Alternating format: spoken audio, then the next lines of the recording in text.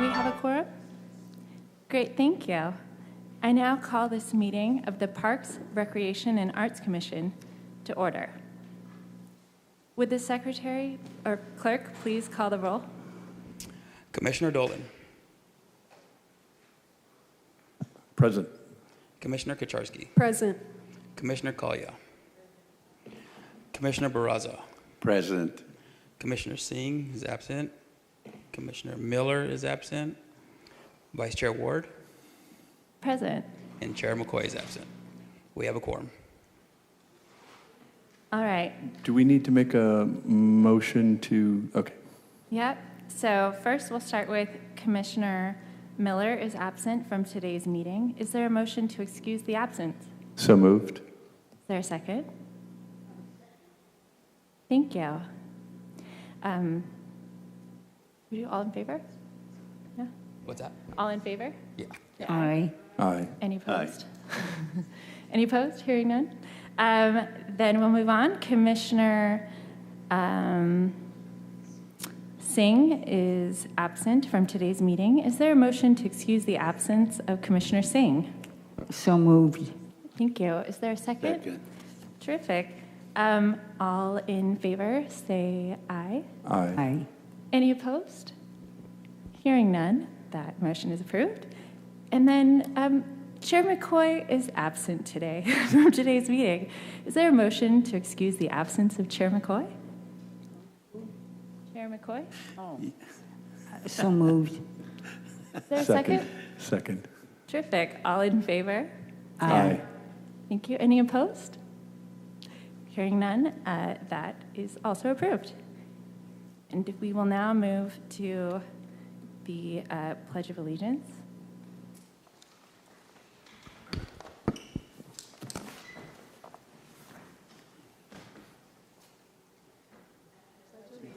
To the flag of the United States of America, and to the republic for which it stands, one nation under God, indivisible, with liberty and justice for all.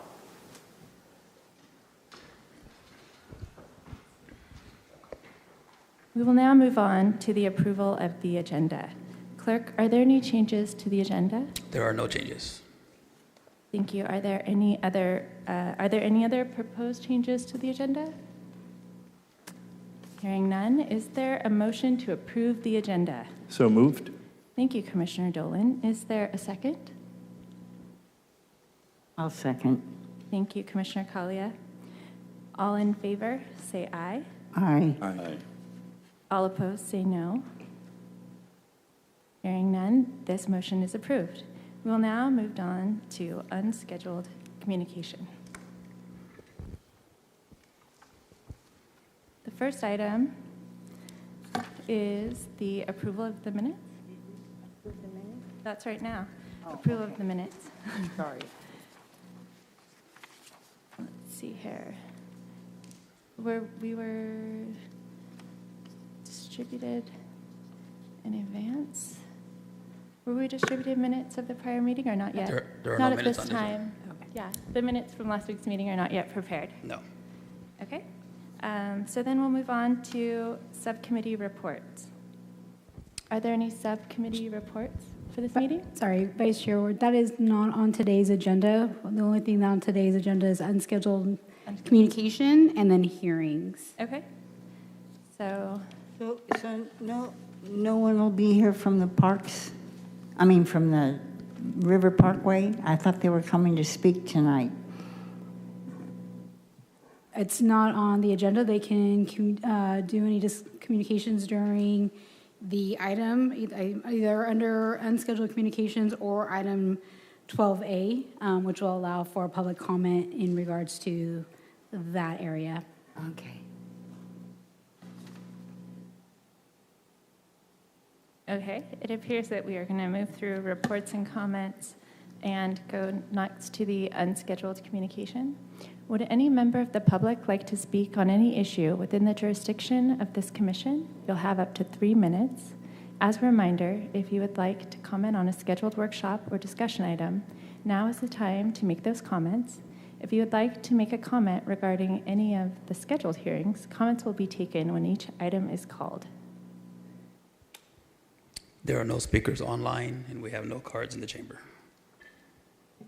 Oh, I just got one hand raised, Okay, thank you. Would you like to? and it went away. All right. With no unscheduled communications, we will now move on to the hearings. The first hearing is item 12A, which is ID 257740,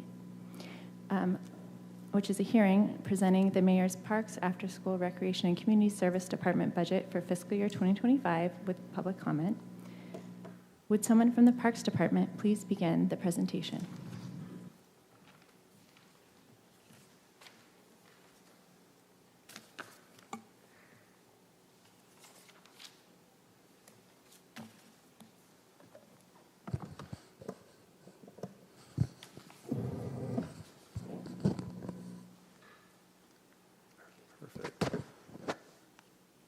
Good evening, Commissioners. Aaron Aguirre, Parks Department Director.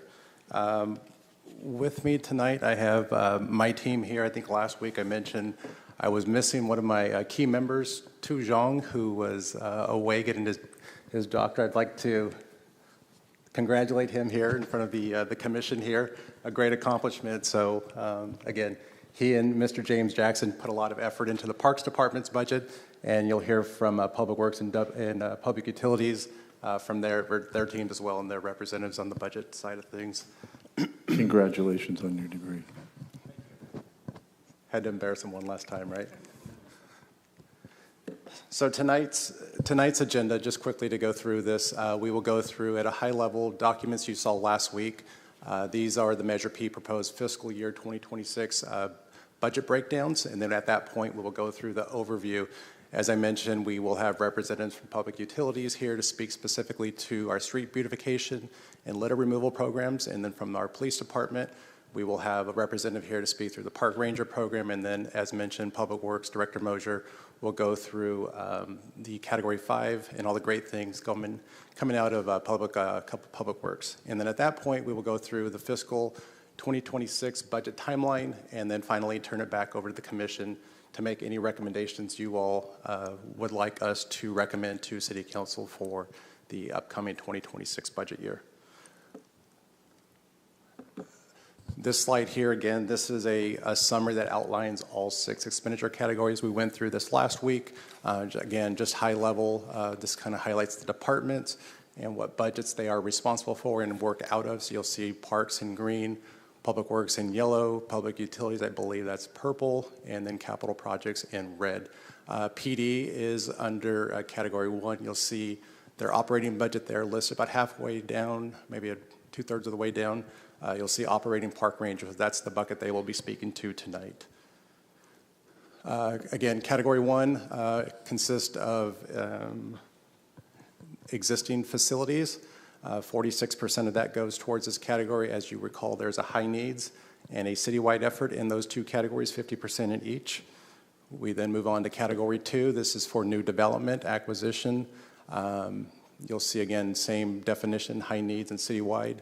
And then you'll also see in capital projects a small portion there, and that's for our real estate and project managers to finish or see projects through. Category 3, this is our bucket for youth and seniors. 8.5% goes into this bucket here, and this is really what you all see the Parks Department operating out of when it comes to our programs and a lot of our services. Category 4 here, this is arts and culture. Essentially, this is just a pass-through. The money comes to us. We then pass it along to the Fresno Arts Council for the expanded access to arts, so that you'll see here allocated in 2026 about $11.1 million this upcoming year for the local artist. Category 5, this is where you'll see most of the presentations tonight kind of revolve around. As I mentioned, Public Works has Categories 5. There's 3 sections. We list one as 2705. This is the safe walking and bike trails. You'll see the dollar amounts there. 2707, this is the San Joaquin River Parkway. You'll see the dollars there towards the bottom. And then 2708, this is the street beautification piece that falls under Public Works. In addition to that, you'll also see a component in Public Utilities for the street beautification piece as well.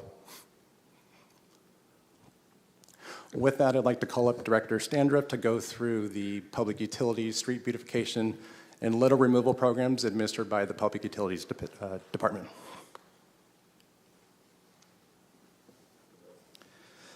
Thank you, Director Aguirre, and good evening, Commissioners. My name is Mark Standriff. I'm the Director of Beautify Fresno for the City of Fresno, presenting the proposed Category 5 expenditures for Beautify Fresno in fiscal year 2026. These funds under Section 7-1506, Sections B, 5F, of the funds that made available pursuant to this particular paragraph, 35% shall be made available for development, improvement, restoration, maintenance, or rehabilitation of projects, including but not limited to litter and debris removal along major roads and streets within the city and along highways within the city and its county islands, landscape beautification and restoration projects along major roads and streets within the city of Fresno and like highways.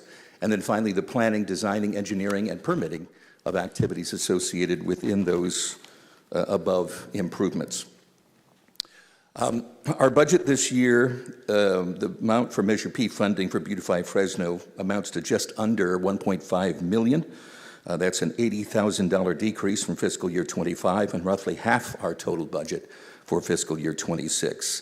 The largest category is personnel, just under $500,000 for 2 of our quad crews that proactively look for illegal dumping and other large piles of litter and debris, mostly along our major streets and roads. The next 2 largest categories are for landfill tipping fees and interdepartmental changes. The tipping fees are the charges that we incur for the disposal of solid waste at the landfill.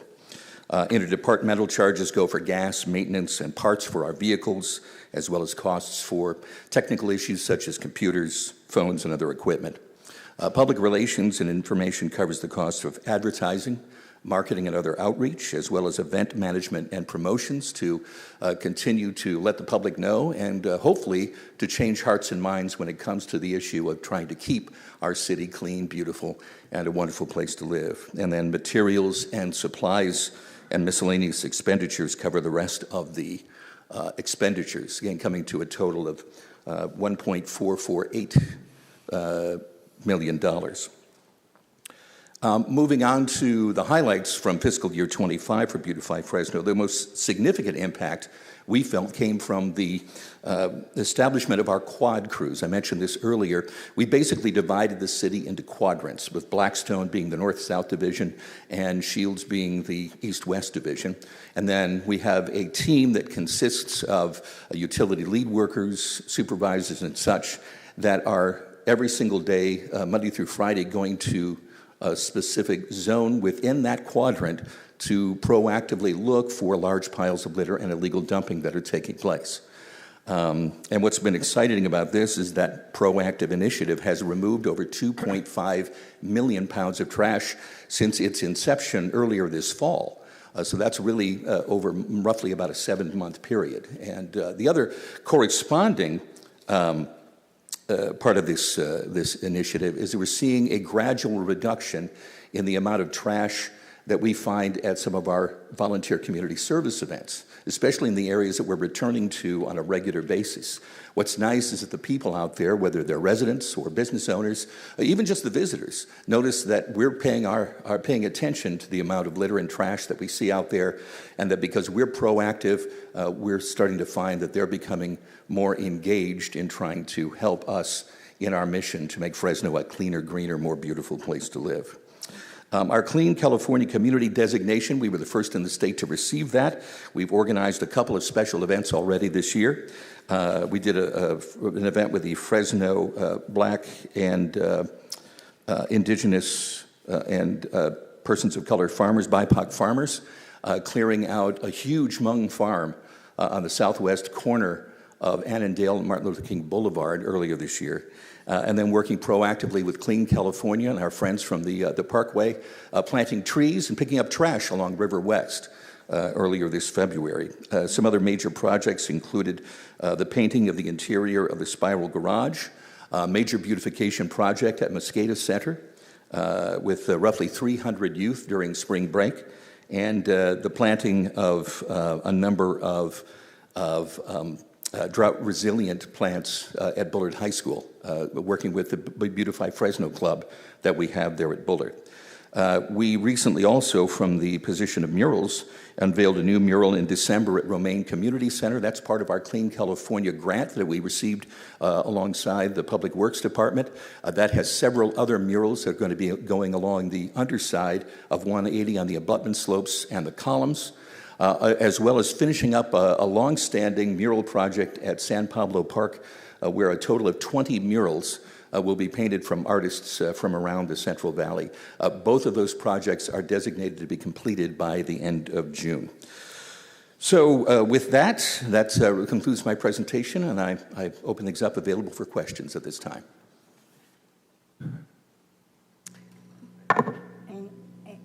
In Category 5, you have safe walking and bike trails. Is that where you... My apologies. I didn't understand the procedure. Oh, we don't have I'm going to turn questions it now? over to the next group, and then we'll have sorry. questions for everybody Sorry. at the end. My apologies. No problem. Okay. So now we turn things over to the police department and their representative here tonight.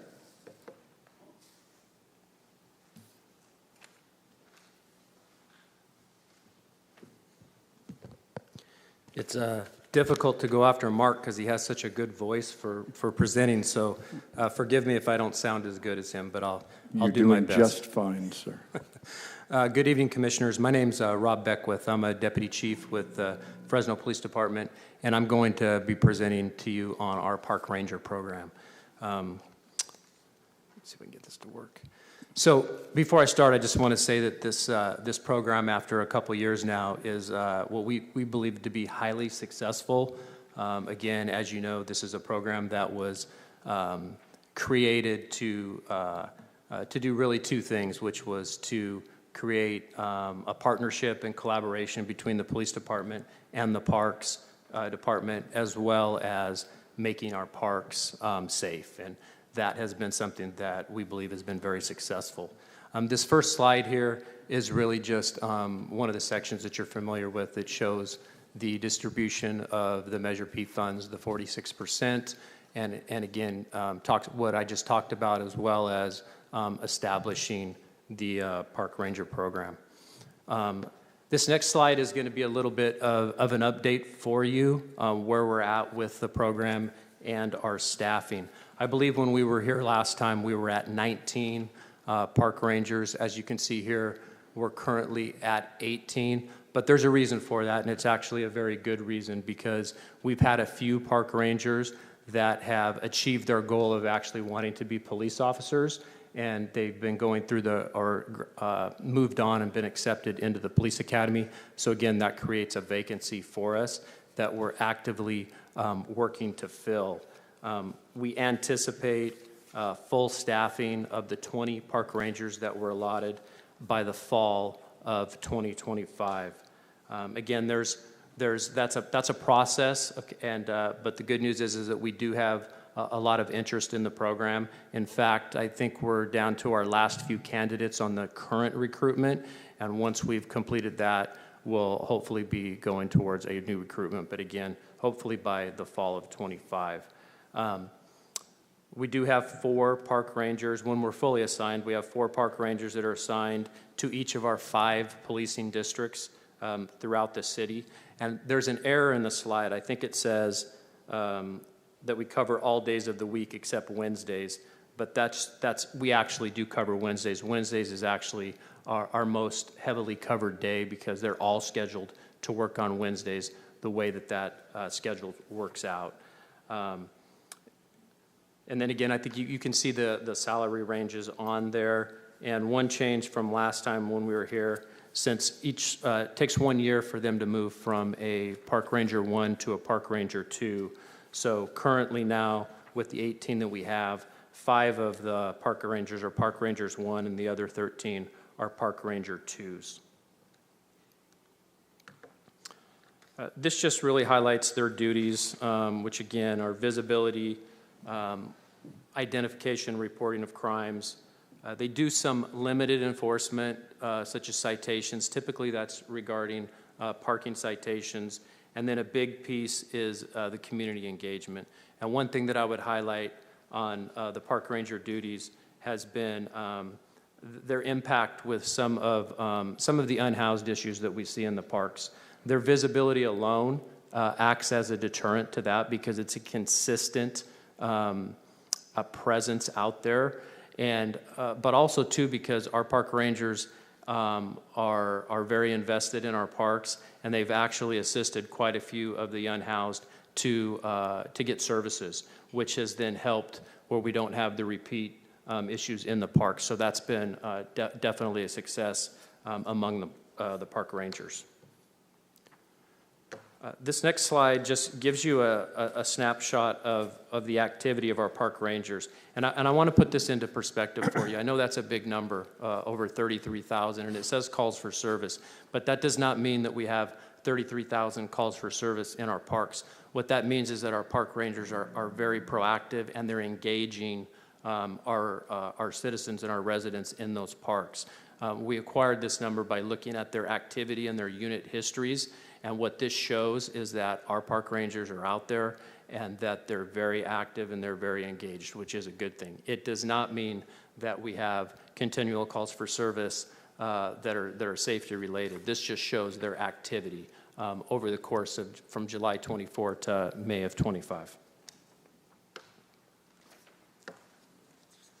And then lastly, this last slide is again it's just a reminder of the collaboration that we have with the Parks Department and our meetings that we do bi-monthly.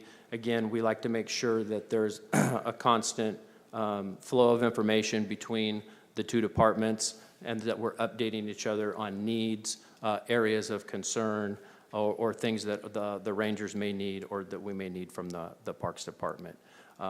So in a nutshell, that is a very successful park ranger program that I was happy to present to you. And I know I'm supposed to be turning it over to somebody, and is it Scott? See, I got that right. Thank you very much. Thank you, sir.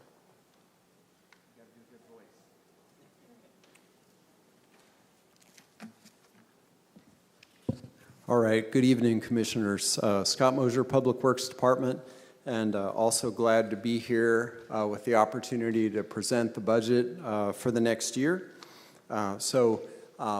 Let's see, let me grab this. All right, so our previous presenters have talked about the different categories. I'm here this evening speaking about Bucket 5, the safe walking and biking trails.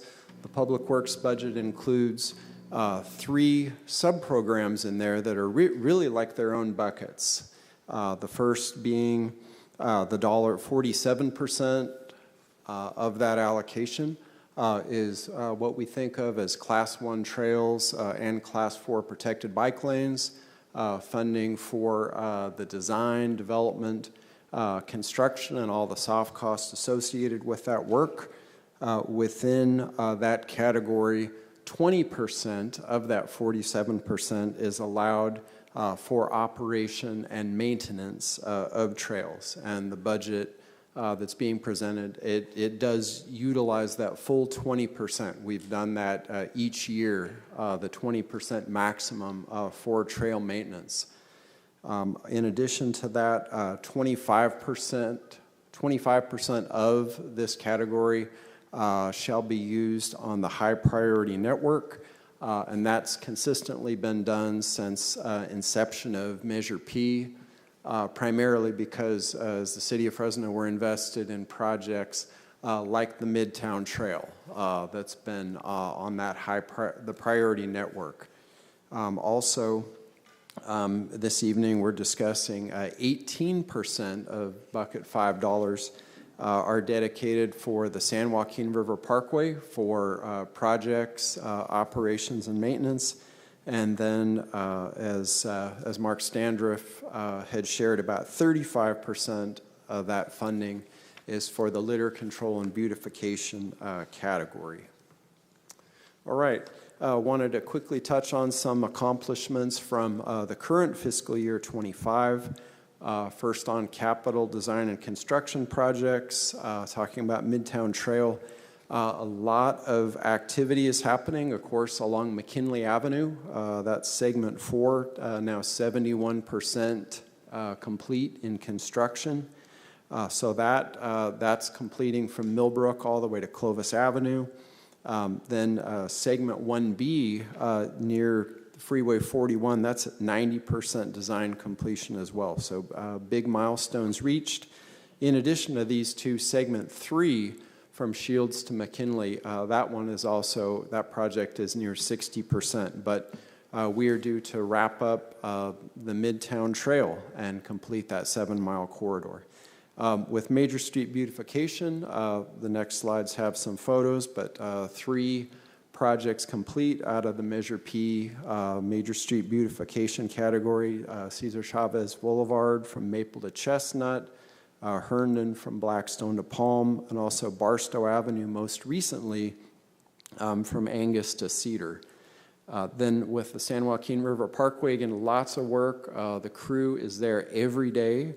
They are on a 4-10 schedule, so that's Monday through Thursday, but they're dedicated and on-site every single day.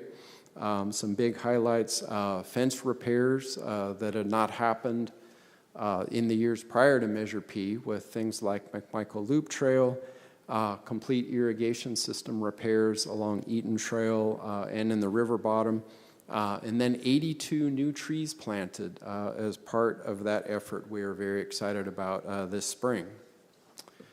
Here are some photos of that effort. This is in southeast Fresno to start off. That was a fairly barren median, not that attractive. And so not only adding trees, but also beautifying the community. Next one, Herndon Avenue. Just about the most barren spot of that was in the Pinedale community between Blackstone and Palm. We were able to remove some diseased and dead trees, take out the stumps that had been in place for years, repaired the irrigation, and planted 42 new trees along that area. So that and lots of benefits, of course, of trees, ranging from air quality, aesthetics, health, urban heat island effect, the list goes on and on. So 42 new trees in that part of the community. Barstow Avenue, it was a pleasure to be out not long ago with the mayor, our Fresno State campus president, and also a number of members, Councilmember Tyler Maxwell, and a number of members of the Fresno State football team in a big tree planting event. But that has added 162 new trees between the Barstow center median and then the outside medians on the frontage roads. And then in addition to that work, it was completed also with the spreading of wood chips in that area. So that's a finished product.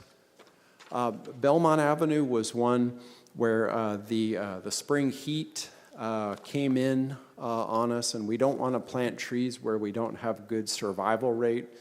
And so that project will occur in the fall, but the dollars from this current fiscal year are encumbered or reserved and then carried over into the new year. So that work can occur on Belmont Avenue, and that'll include 60 new trees. So those funds are secure.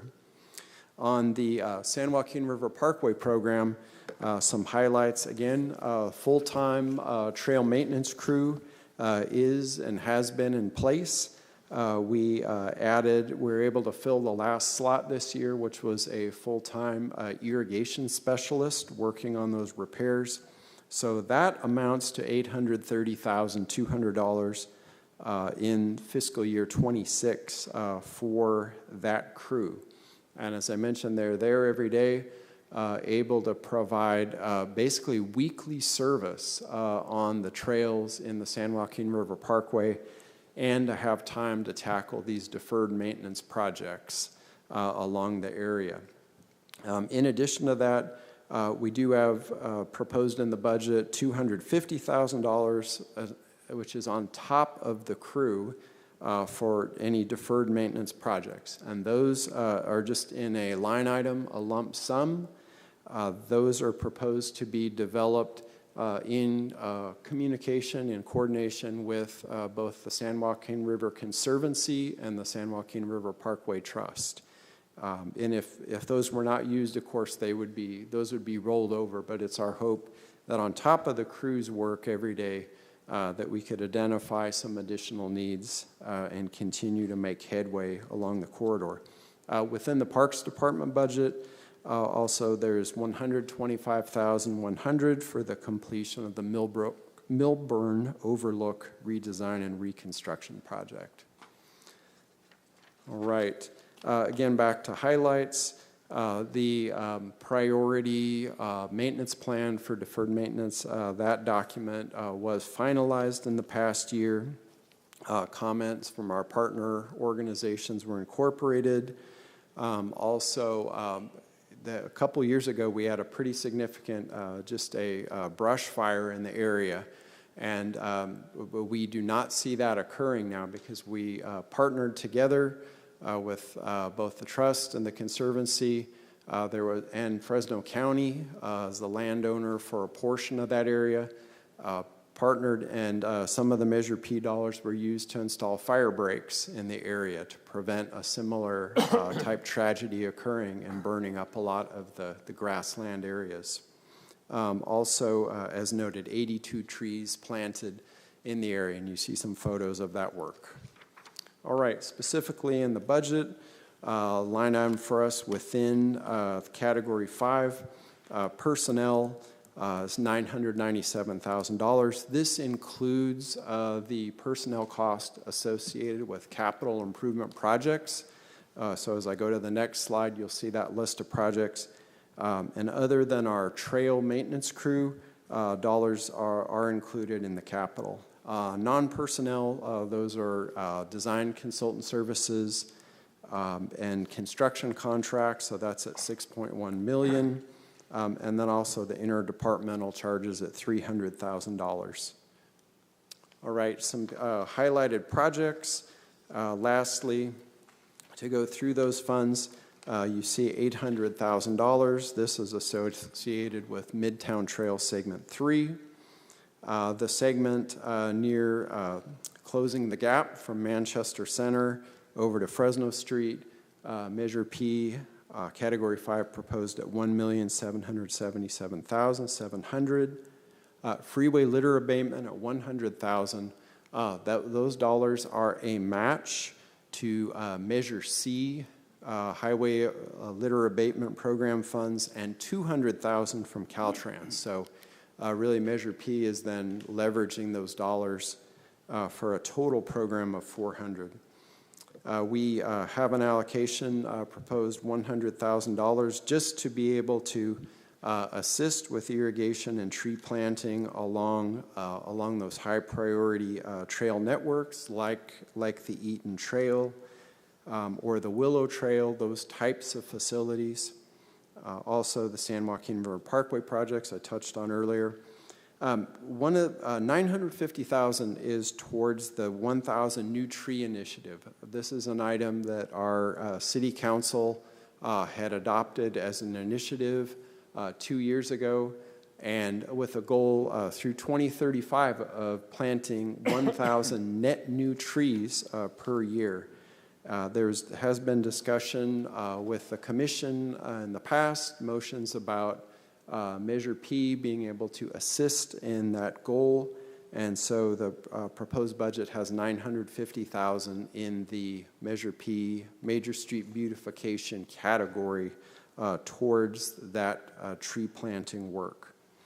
Fancher Creek Trail, Chestnut to Peach, this is a carryover from the prior year. Would be the consultant design costs for that mile of new trail. A new item in this year's proposed is Dakota AHSC. This is a state housing grant fund. That state grant that's tied to an infill housing project called the Dakota has funding towards transit improvements and protected bike lanes on Blackstone Avenue, part of the Blackstone Smart Mobility Strategy project, but it is not enough to fully fund the project. So the proposed budget includes Measure P funding through that through the Class 4 protected bike lane category to fully deliver that. And lastly, as mentioned before, the Milburn Overlook redesign and construction. And with that, I believe I'll turn this back over to Director Aguirre. Thank you.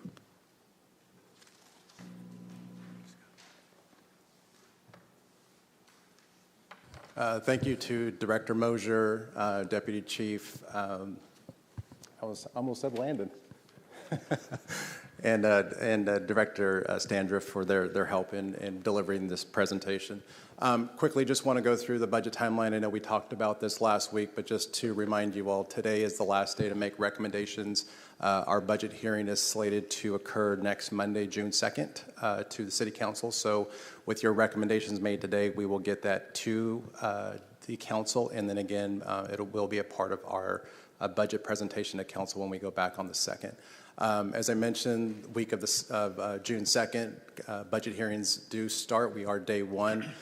Tentative schedule right now shows June 10th, voting on motions, and then the 6/19 is the earliest date shown right now for potential budget adoption.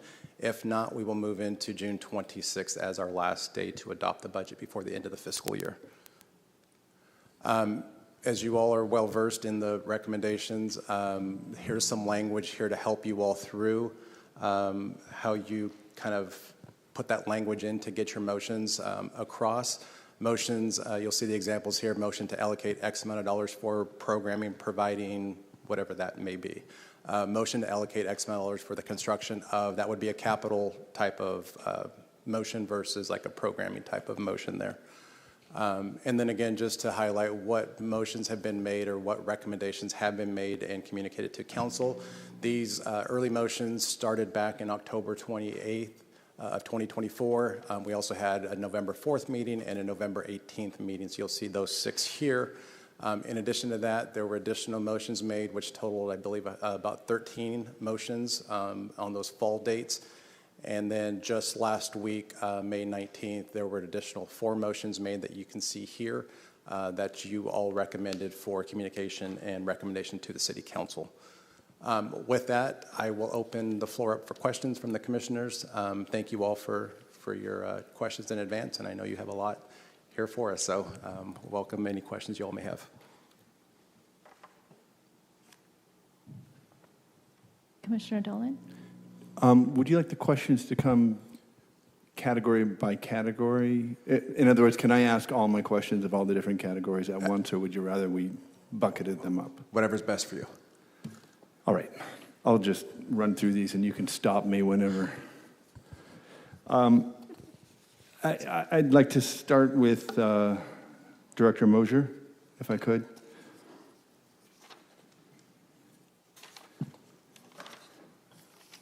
First of all, I just want to thank you and congratulate you on your presentation, and I particularly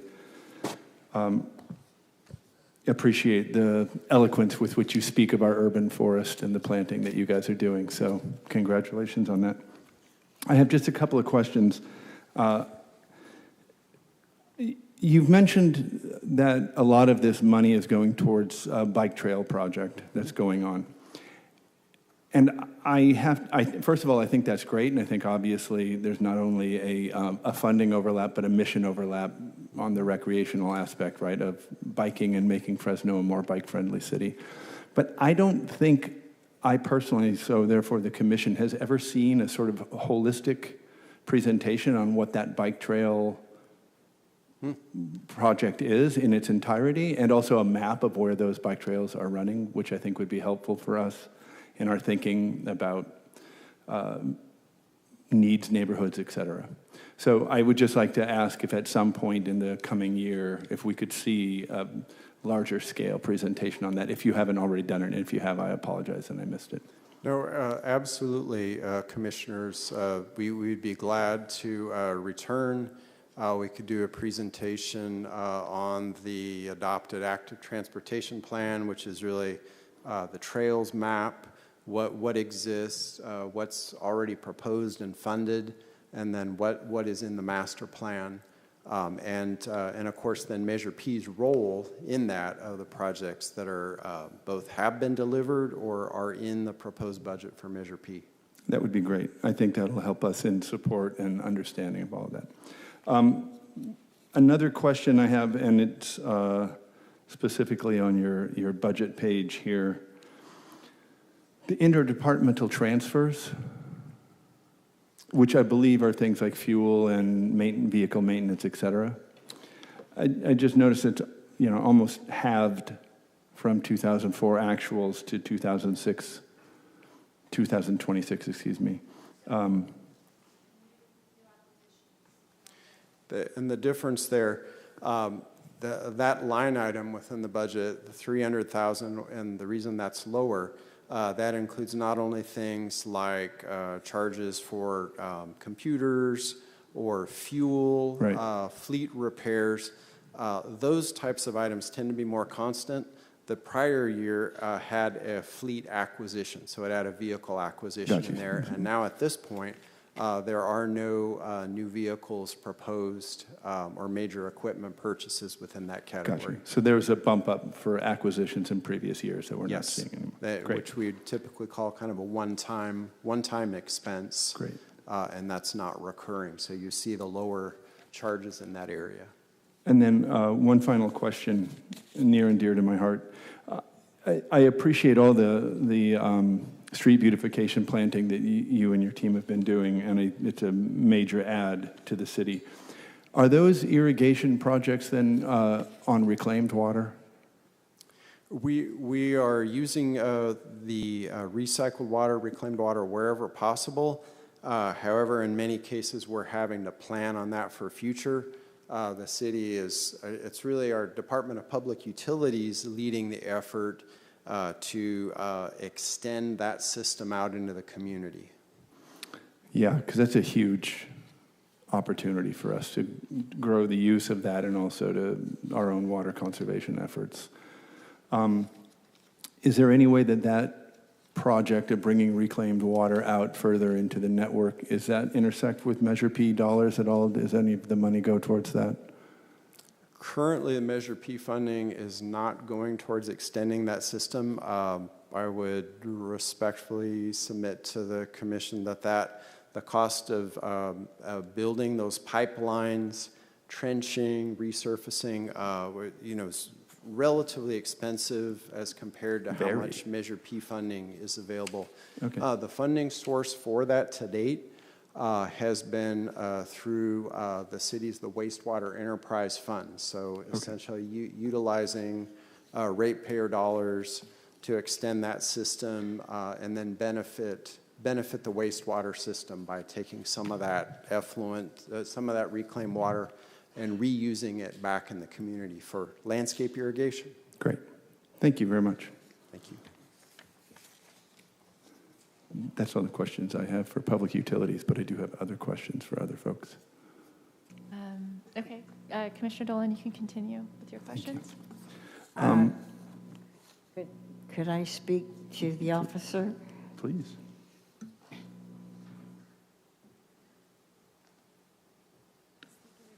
That's okay. Go ahead. Hi, your budget, is it something that's first of all, let me say you're doing an outstanding job. I was on the committee years ago, before they even had it, San Joaquin River Parkway, and one of the recommendations was park rangers. And so you've brought it to fruition. That's really good. But I was just wondering, will the money be reimbursed from the police department, or is that just money that's just going straight to it? I'm not sure I understand what. The money that's allocated for the park rangers, that's coming out of our categories and not being reimbursed by the police department. Yeah, I don't think, I'm going to defer to. Correct, that those funds are, Parks actually reimburses the police department with Measure P funds from that bucket of money, bucket one. Thank you. Thank you for your hard work. Thank you, ma'am. Sir, I have a question while you're there, Yes, if you sir. don't mind. First of all, I do appreciate your presentation, and I want to assure you that dulcet tones, Mark's dulcet tones notwithstanding, you did an excellent job. Thank you.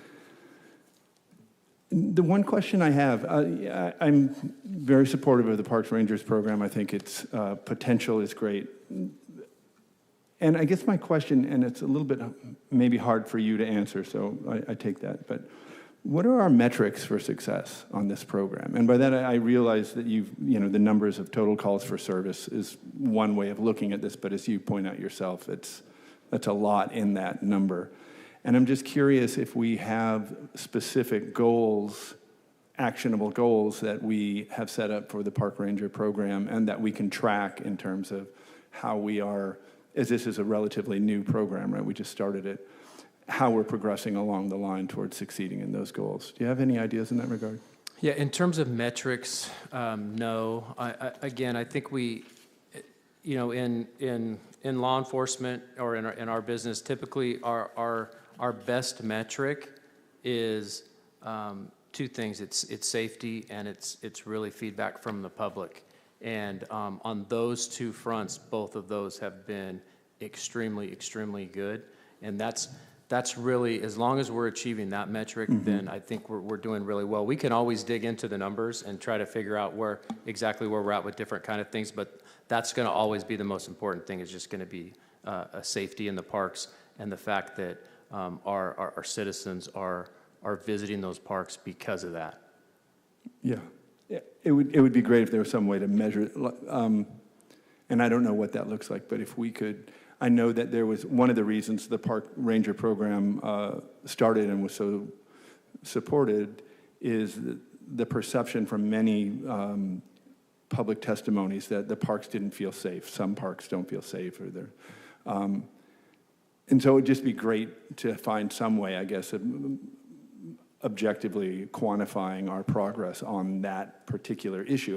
And I'm sure anecdotally that you're getting good reports on that, but if there was a way to quantify that so we could just share progress along that, because it would be great to have that win, right, for the public to actually have numbers to say, no, safety in the parks, and your perception of it has increased over time due to this program. Yeah, no, that makes a lot of sense. I mean, we have data available. We have calls for service data available that we can always compare to do that. And that makes a lot of sense. Great. Thank you very much, sir. You're welcome. Okay, before we lose this presenter, I did want to ask the commissioners if they have other questions on this section of the presentation. Commissioner Braza, did you have questions for Thank you. Rangers? I wanted to, you more or less answered the questions that were being asked regarding the public safety in the parks. And truly that's been an area of great concern to everybody. The bottom line is what we're asking is for something tangible that can measure the improvement or lack thereof in the number of calls generated at parks from the police department. And the information you gave us is very good because it indicates the level of interaction of the park rangers with the public. All of that is great, and it allows us to see what parks or what regions generate more activity. However, at some point, and we discussed this before former police officials that came to our commission, we want to see the improvements in terms of criminal activity and calls for service for the police department. How do those numbers look? Because some of those places are horrible. And I could give you names of places where we have serious problems. And I think that in order to tackle those problems, it's very important that the metrics, as you call it, are there with real facts of activity. What's happening? Are we improving conditions? I think I'm faithful that ultimately we will see better numbers. And folks, just the pure appearance or image of the parks, that families will feel more comfortable attending or visiting parks because of the public rangers, the park rangers. And if you'd like to add anything to my statements, but maybe there's something coming along the way that would be useful for us. No, I agree with everything you've said. And as I've said before, I believe the data exists to do comparisons. I would just want to be careful in how we're analyzing that data. Because again, there's a lot of different factors that can go into that. But certainly, I understand what you mean by tangible. You want to see it. It's and that makes complete sense. And we could certainly take a look at that. That makes a lot of sense to me, sir. Thank you. Thank you. Do any of the other commissioners have questions related to the police department and the park ranger program? No. Thank you so much. I do think that this discussion would be easier to follow if it is organized by department. So I next wanted to ask if any of the commissioners have questions for Mark Standriff related to street beautification and litter removal activities that are funded by Measure P. Thank you for coming up, Mr. Standriff. And Commissioner Czarski, would you like to begin? Yeah, thank you. Well, I'm excited about trash getting picked up in Fresno, so thank you for all the hard work.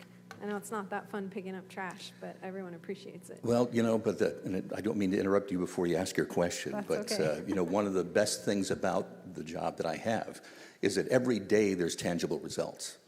My career in the past was always in some sort of communication, whether it's radio or theater, and so you kind of hope everybody's enjoying and getting the message. But every single day, whether it's my quad crews or the volunteers that are out there doing these cleanups and beautification projects, there's something specific you can look at when you're finished to say, we worked together and we did that.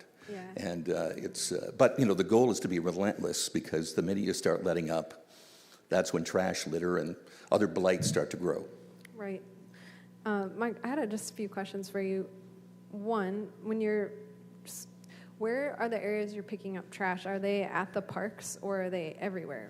It's everywhere. We try to cover all 112 square miles of Fresno, but 90% of the cleanup and beautification events that we do, and these are the volunteer community service events, are south of Shaw.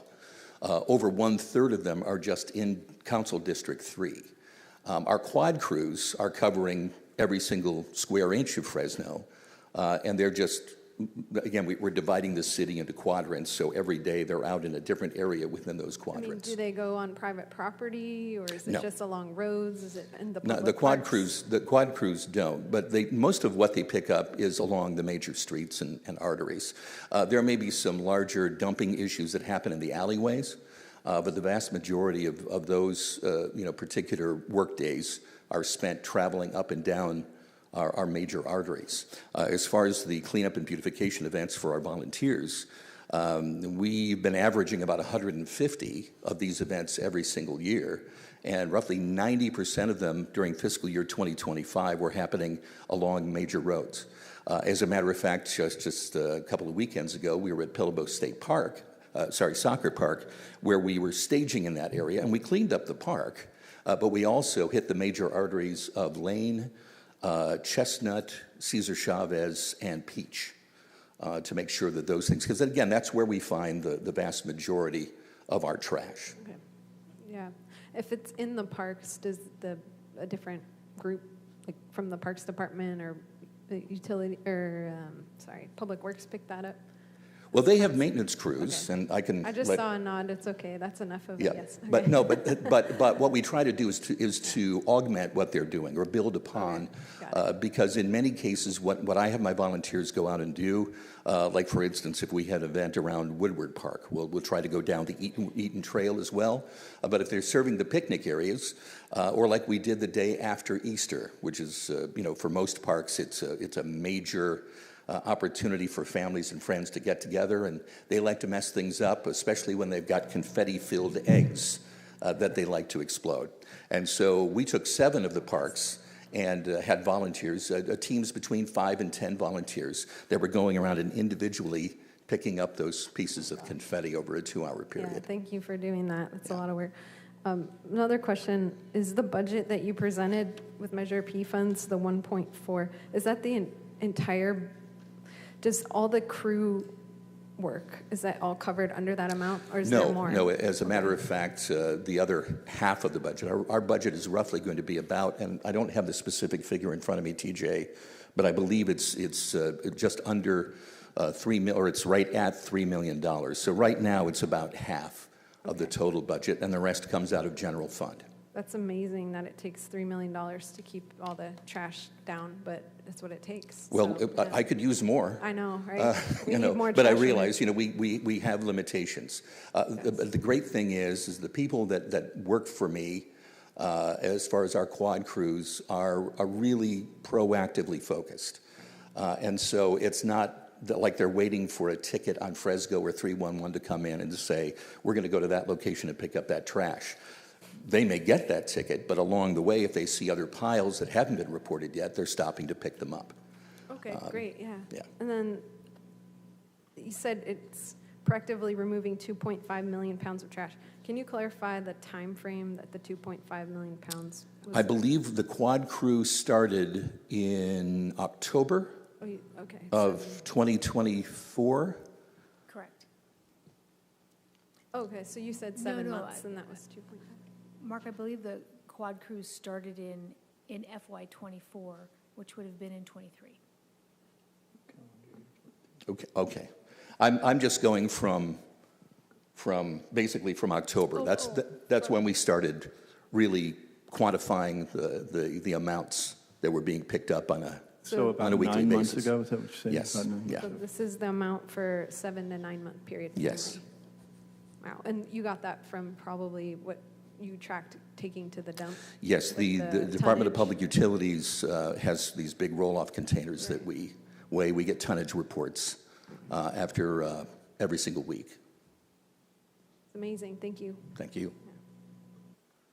Okay, Commissioner Collier, did you have any questions for street beautification and litter removal? Yeah, Rose? Yes.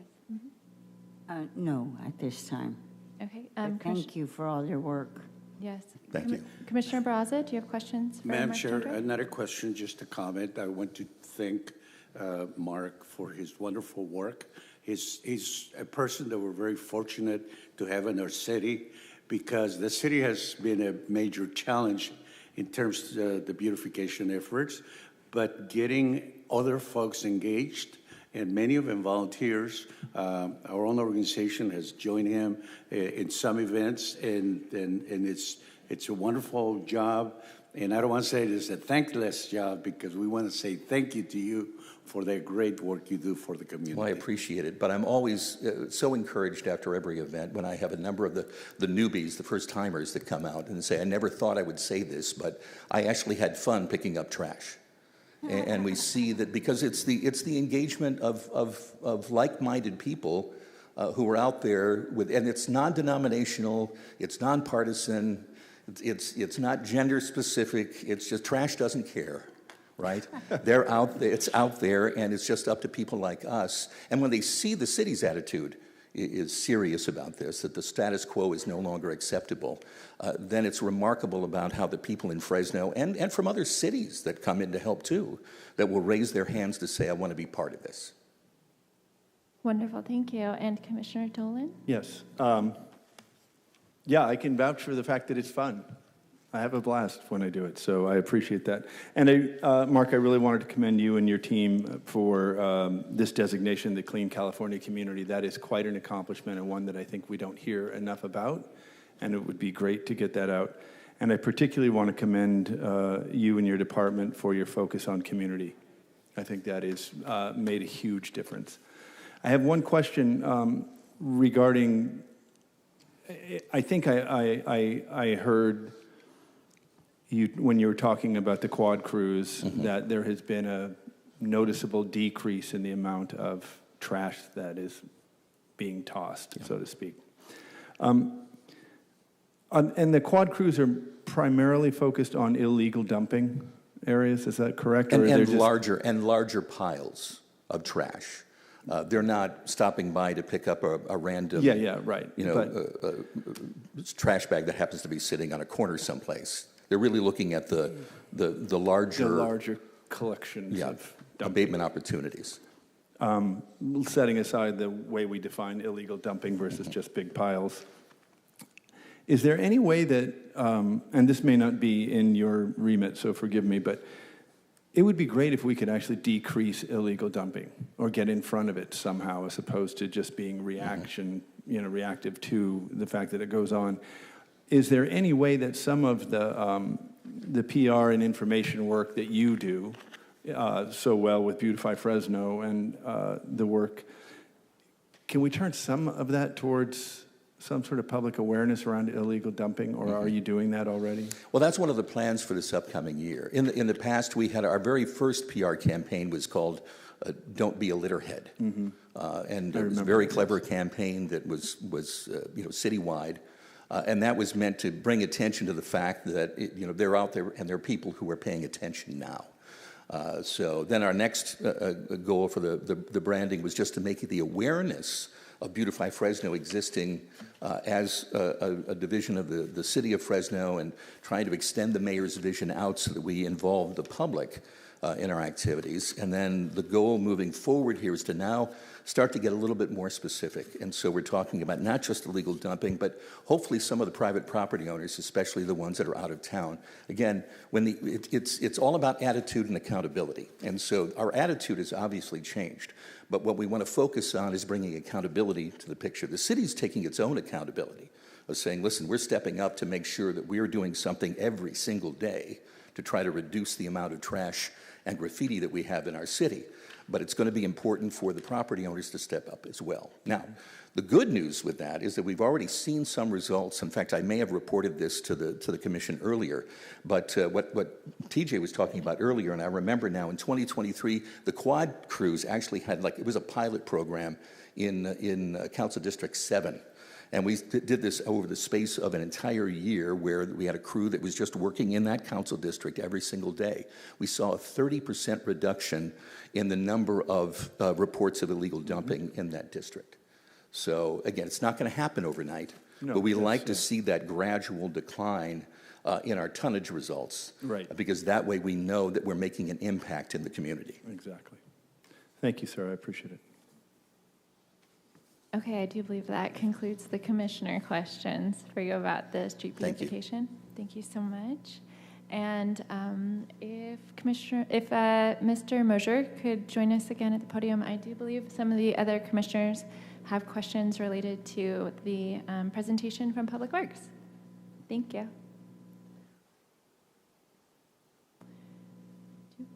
Okay, I'd like to begin with Commissioner Barraza. Thank you, Madam Chair. The beautification of our city is very important, and cleaning is one of the tasks that are being performed very well, and we're making a lot of progress. We also have a lot of plans that get approved, or some get completed, but they're hanging, like the Central Southeast Fresno specific plan. That has various components. We had studies of the Cesar Chavez Boulevard, different studies, the transit-oriented development study, that comes up with a lot of beautiful ideas on how to make the area better, nicer, and safer. One very specific area that I'm interested in is in what we are doing to make neighborhoods walkable. I think that's, in other words, that we actually walk to the stores in our neighborhoods. But one of the things I noticed as I was driving to the meeting today, that the Cesar Chavez Boulevard doesn't have trees. There's no shade, so you gotta be in the sun. And our sun gets pretty hot in the summer. And I was thinking, as we plant trees along the sidewalks, because you already do a great job around the median, because you already have irrigation systems, that makes it easier. But I think our next step in the beautification process has to be that we plant trees in areas where people can enjoy the shade as they walk around neighborhoods or places along the, and I'm thinking really the main corridors like the East Cesar Chavez Boulevard. And I noticed that you had projects where you actually have beautified with better landscaping around the medium. So the question is, to get water to those trees, can you get the water from the medium, or how do you make that happen? That in places where we have very nice studies that said we're going to beautify this area, and nothing ever happens unless we as residents say, hey, when is that going to happen? And obviously that's the advantage of having this conversation, because I can ask those questions. So when will trees be planted along one specific area, the East Cesar Chavez Boulevard, so that it's more beautiful and it's more attractive? And we have a lot of beautiful areas in our city, but some areas are left out, and that happens to be one of the left out areas. So could you give me an idea? Are there plans, or do we need to do grassroots work so that our city remembers to do a better job in bringing green space or trees to our area? Absolutely. So that type of tree planting is definitely consistent with City of Fresno goals and policies. As Public Works, we're often focused on the median islands because there's availability of water, of irrigation on those. In going through the budget, I had shared about the $950,000 for tree planting. So definitely we'll take that into consideration. We've had a project this past year on Cesar Chavez Boulevard for tree planting. We'll definitely look at that. In terms of the sidewalk areas, very, very few trees citywide are watered by a city irrigation source for those. Vast majority of street trees are watered from the private property owner. They provide the water to those trees, whether it's residential or in the case of commercial, those generally. So the city does impose that as a development requirement to install tree wells and irrigation to those trees. One thing that we will do and can do is we have the new tree planting program. And if we have a property owner who is willing to care for and water those trees in that park strip area, the city will make those available. We have that program. So I think just we've heard the concern. Cesar Chavez Boulevard's very important corridor, BRT, transit, commercial, residential. So we, as staff, we'll definitely look at that opportunity. But the lower hanging fruit for us is definitely in the median islands. I had a question building off of Commissioner Barraza's comments. So for the 1,000 New Tree Initiative, I was wondering if you could discuss a little bit about how that's allocated. Is it allocated, somewhat equally across all the districts? Or since there's a lot of data in the city around what areas have lower vehicle ownership, which may indicate that people are taking other non-car methods of getting around town, is there a focus on getting trees to those areas to make those other modes of transport, more bearable in Fresno? Absolutely, Commissioners. There's definitely a focus there. And I'm going to ask my Assistant Director, Brian Russell, to come in and talk about that. Brian has a full-time staff member who handles the tree planting program and kind of day-to-day, what does that look like? How do we place those trees? How do we figure out locations? Good evening, Commission. I'm Brian Russell with Public Works. To answer that question, it's an ongoing annual effort. We're constantly seeking locations that would be good candidates for tree planting. As Director Mosier mentioned, during the heat of summer, we're not able to plant. The tree just won't survive, but that doesn't mean we're not out laying the groundwork for the next phase of planting. a lot of it comes down to irrigation, and we touched on that moments ago, but in our climate, it just flat out won't survive without sustainable ongoing irrigation. So not only are we looking for our internal city employees dedicated to that, but also for the public. We do encourage the public to propose locations, request trees, and as well as other stakeholders. So really, it's probably not a specific answer maybe you're looking for, but it can come from a variety of different sources. Okay, great. Thank you. It sounds like at the meeting last week, there was a call to the public to suggest where land should be acquired for new parks, and it sounds like tonight there's a call to the public for suggestions on where trees should be planted. Absolutely. And just one thing to add, the city, through a CAL FIRE grant, last year completed the urban forest management plan and tree equity, and also developing that canopy, increasing the canopy coverage. Those were all noted in that adopted plan. City Council adopted that plan, and we're working to implement it.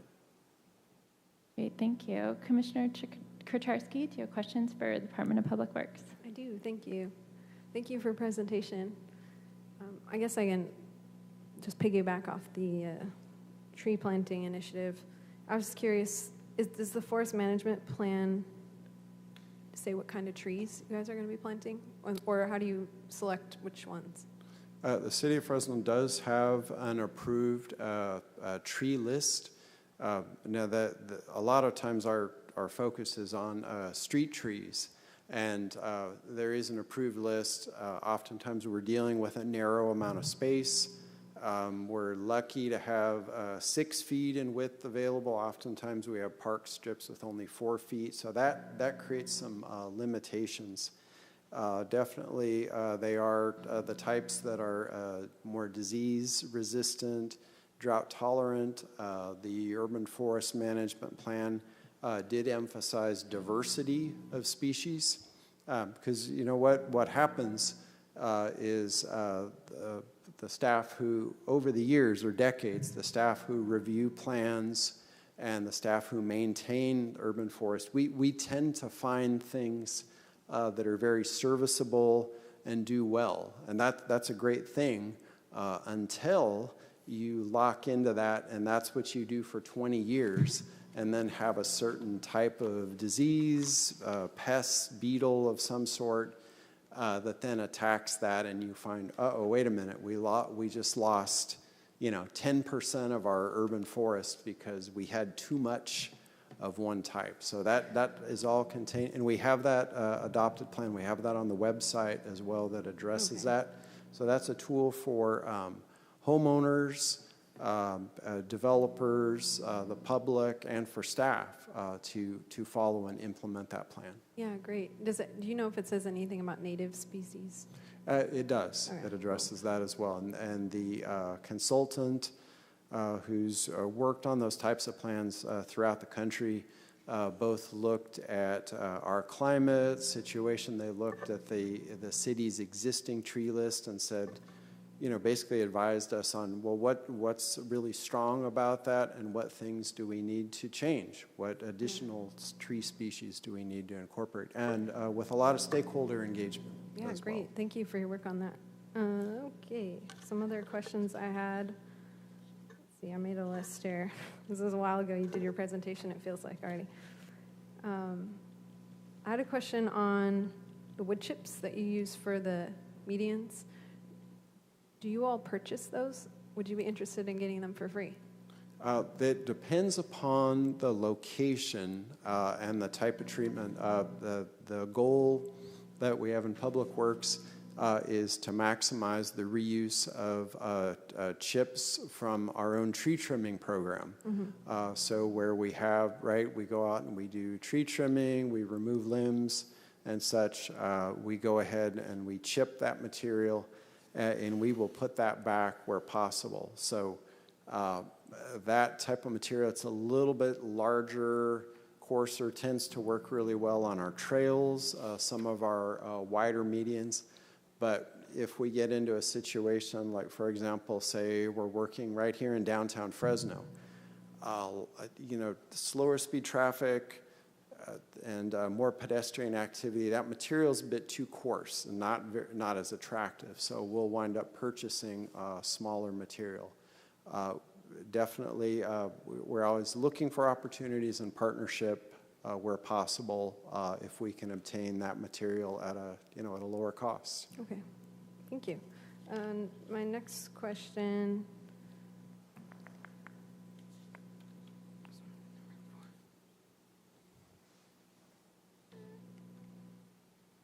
Okay, we answered that one. The next one was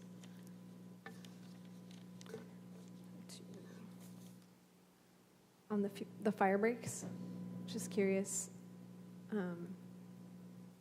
what is the approach there? I think I saw some on the north side of Fresno. I was wondering if you could just speak to that a little bit with the fire break processes. Absolutely. I'm going to ask Brian to come back up and speak to that. Really worked a lot with the boots on the ground to make this one happen, including our fire department. Yes. So as Scott mentioned, we worked with all the stakeholders involved, mainly fire department, conservancy, even comment from the trust, as well as our city maintenance crews. And we came up with a plan that strikes a good balance. Obviously, with fire code, they want open ground to be disced up into nice small parcels. That way it prevents the spread of fire, makes firefighting activities a lot easier. But obviously in this natural habitat, that's not something we want to do. We don't want to start disking it into little small parcels. So what we worked through is a plan that does have some areas that are disked, and then it has some areas that are mowed. And then also we're able to utilize some of the existing trails to serve as fire breaks by widening them a bit from like mowing the turf or the grass next to it. So we have that plan. We plan to use that same plan over and over. And I would say that since we've implemented it, it's been a great success. Matter of fact, one of the projects that we highlighted was planting, 82 trees along the McMichael Trail. And that required the irrigation system to be reconstructed. And the original system was no longer working, was inoperable. And as we started to uncover that and dig through and make those repairs, we realized a lot of those emitters had been burned from previous fires. And so, to the point that these fires in the past were very difficult to stop, would damage infrastructure, and led to a lot of these trees ended up not surviving. And so this got a lot of positive effect, not only from the visual blight of the black burned wildland over the course of summer, but also our infrastructure is able to be maintained and retained for years to come. So I would say it's been very successful. Okay, great. Yeah. Thank you. I think fire's good for the landscape naturally, but it's also hard to, we have a fire ban now. We can't burn in the valley, but also it would be hard to do around all the small parcels and the private property adjacent and everything. But thank you. Think that you answered my question. Appreciate that. Madam Chair, and then at the more. appropriate time. Yes. Commissioner Raza, you wanted to speak with him about fire breaks? Yes, Okay. the Public Works folks. I don't know who would answer this question, but I'm referring to page 29 of your presentation, and it has quite a few projects. One of the things that from time to time I question is, why do most funds are going to North Fresno? What happened to Southeast, South Central, and Southwest? Look at the numbers. Herndon Canal, 800,000. Shields Avenue Trail, Blackstone to Fresno, 1.7 million. The tree planting project, I don't know exactly where those trees are going. That's 950,000. Dakota AHSC, Blackstone, Shields to Dakota, $1.8 million. I kind of support the suggestion by Commissioner Dolan that we be able to see this on a city map to see what are all those projects. And from my perspective, I'm always looking for equity, fairness in the allocation of those funds, that all parts of our city are able to enjoy the benefits of Measure P. And as I was looking at this, it really worries me. I said, I'm trying to get something for Ventura, or I'm sorry, East Cesar Chavez Boulevard, and I mean, that's just one area, but there are many other areas farther south, southeast, southwest, and south central. Anyway, I just wanted to express that concern, and I really welcome the opportunity to see all that spread over our city and say, where are resources going, and why are we concentrating so much towards the north? And commissioners, clarification may help. So the Herndon Canal Trail, so that's a name the public generally doesn't know. It's the Fresno Irrigation District's name for the canal that goes out to the old town of Herndon. So, and it flows from McKinley and Millbrook, and it flows, eventually it makes it all the way out to near Grantland Avenue and Highway 99 to that area.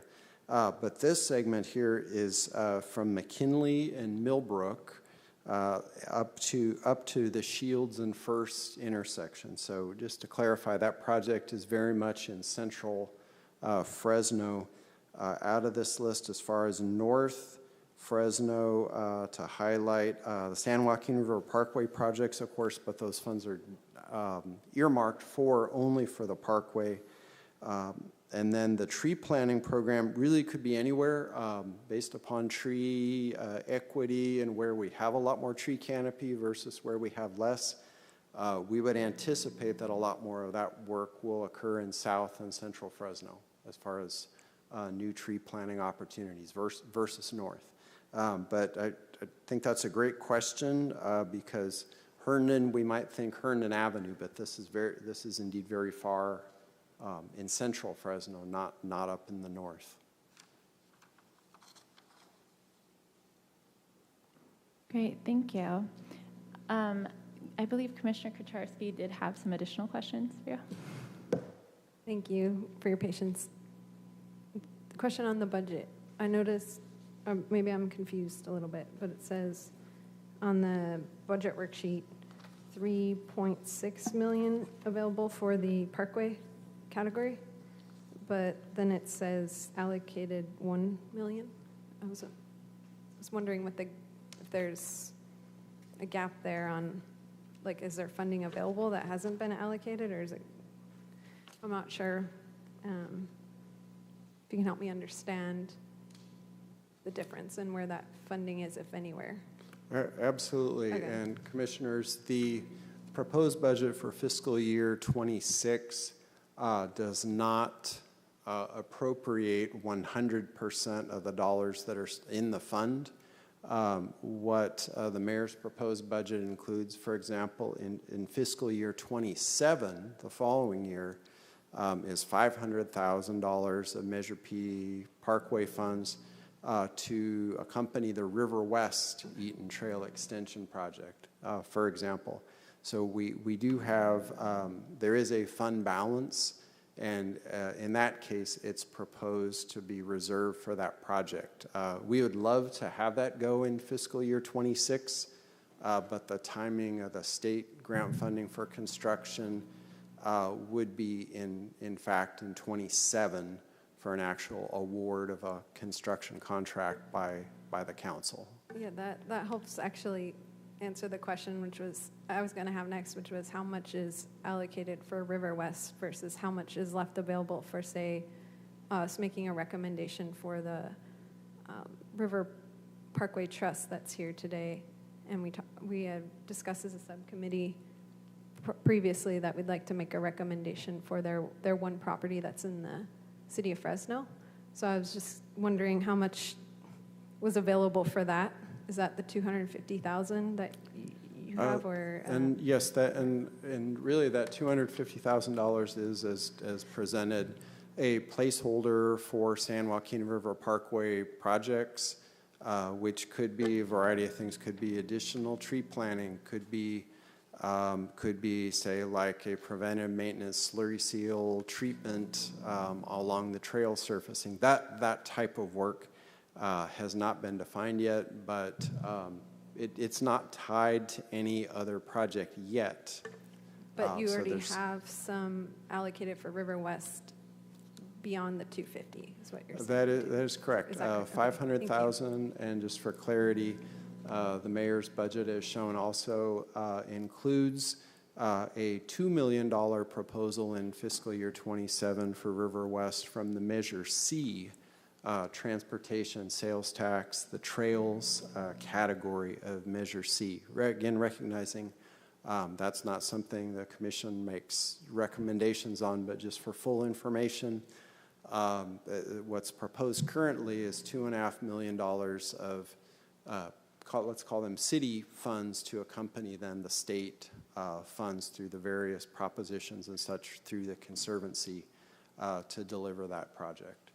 That's very helpful, thank you. I think the subcommittee today should make a recommendation for the River Parkway Trust later when we do that out of that 250,000.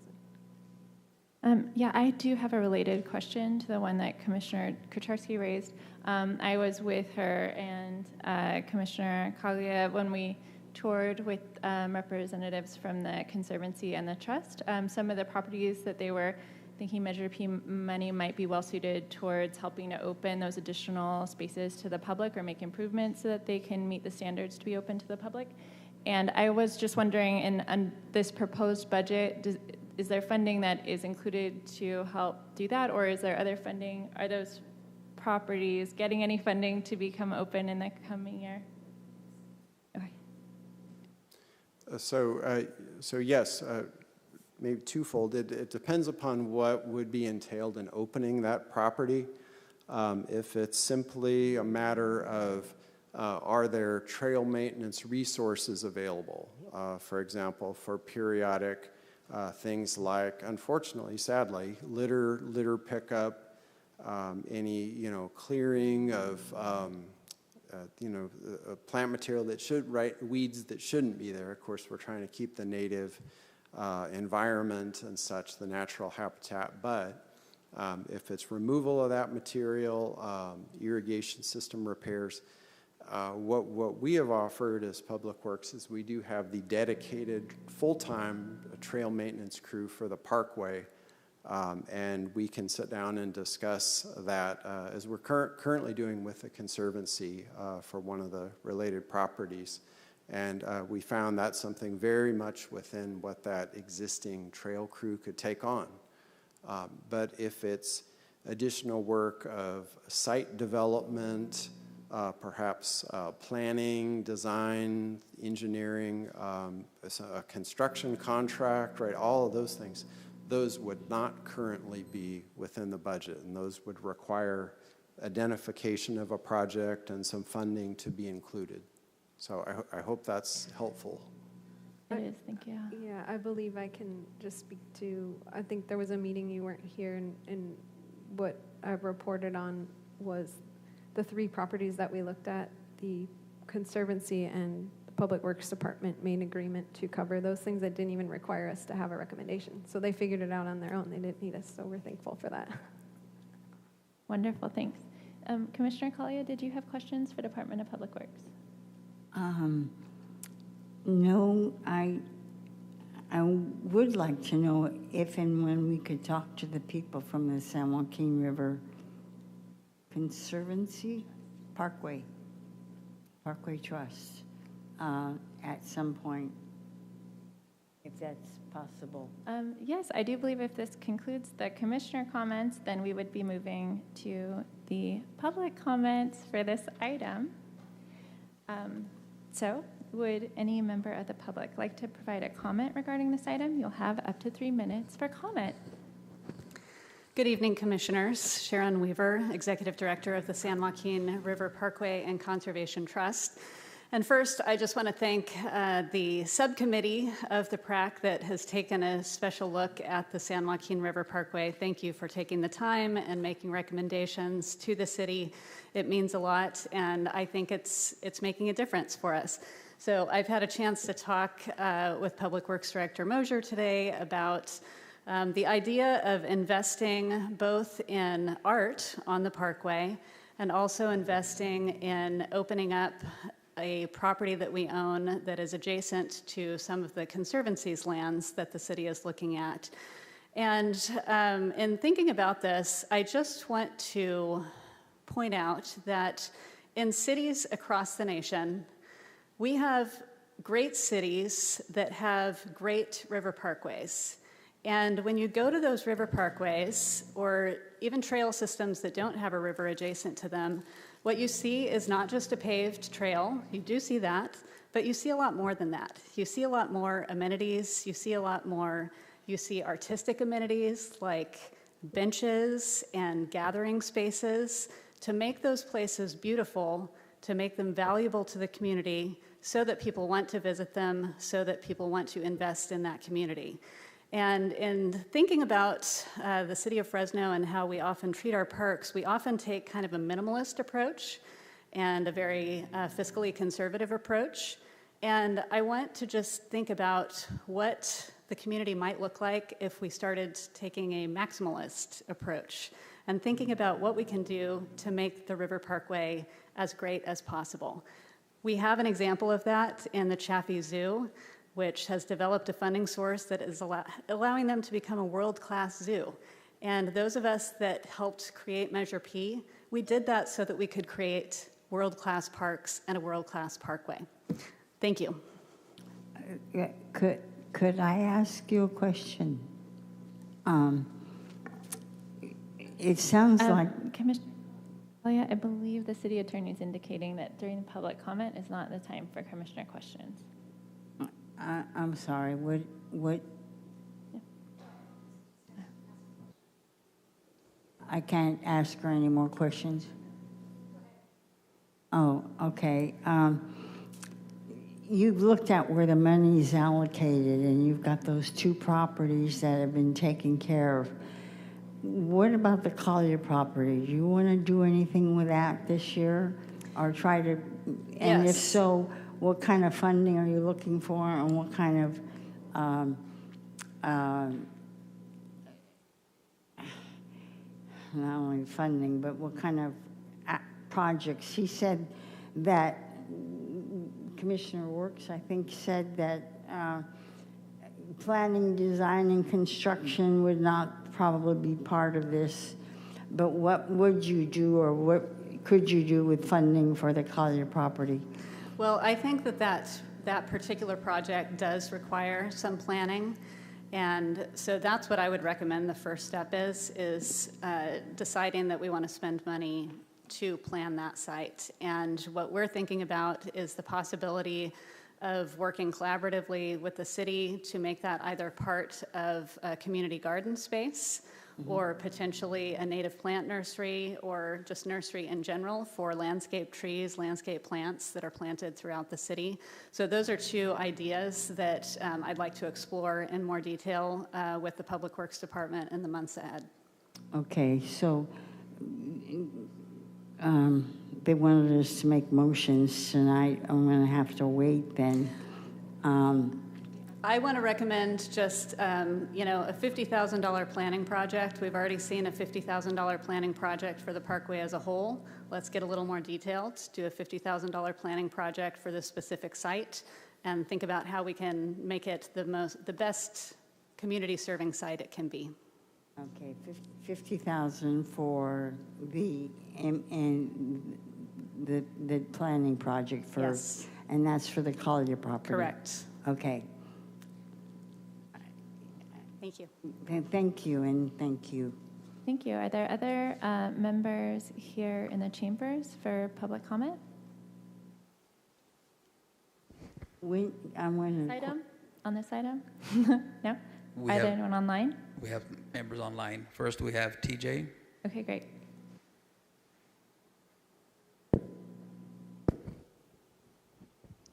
Can you guys hear me? Yes. Okay. Good evening, commissioners. My name is TJ Nidger.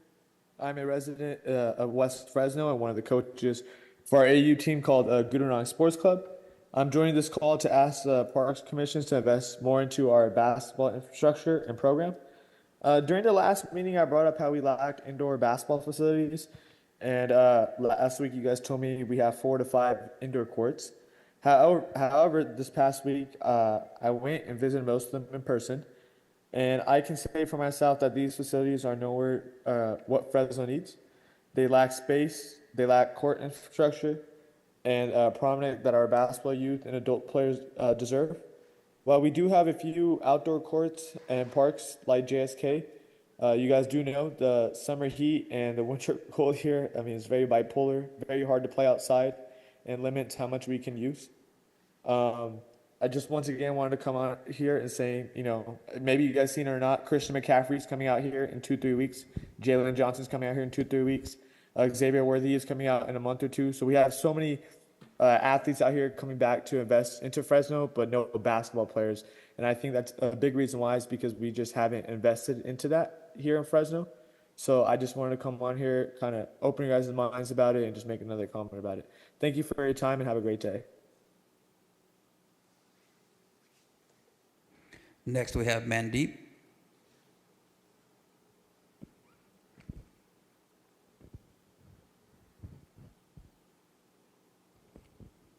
Mandeep, please unmute yourself. Yes.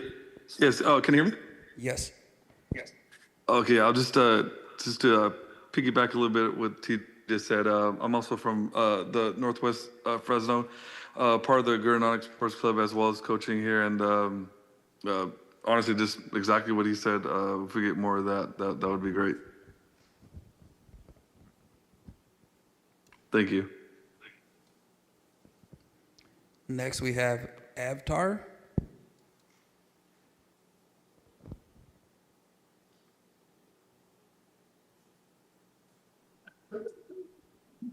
Good evening. Can you hear me? Yes. Hi, my name is Aftar Esman. I'm a resident of West Fresno, and I would like to advocate for you guys to build some parks out this way. You know, we could use more greenery for the kids, for our residents and stuff on this side of town. I know we have a lot of facilities, but you know, we're lacking some. The town is growing this way, and you know, I encourage you guys. Hopefully, we can get something going on this side of town. I appreciate your time. There are no more speakers. Okay, thank you. I will now close public comment.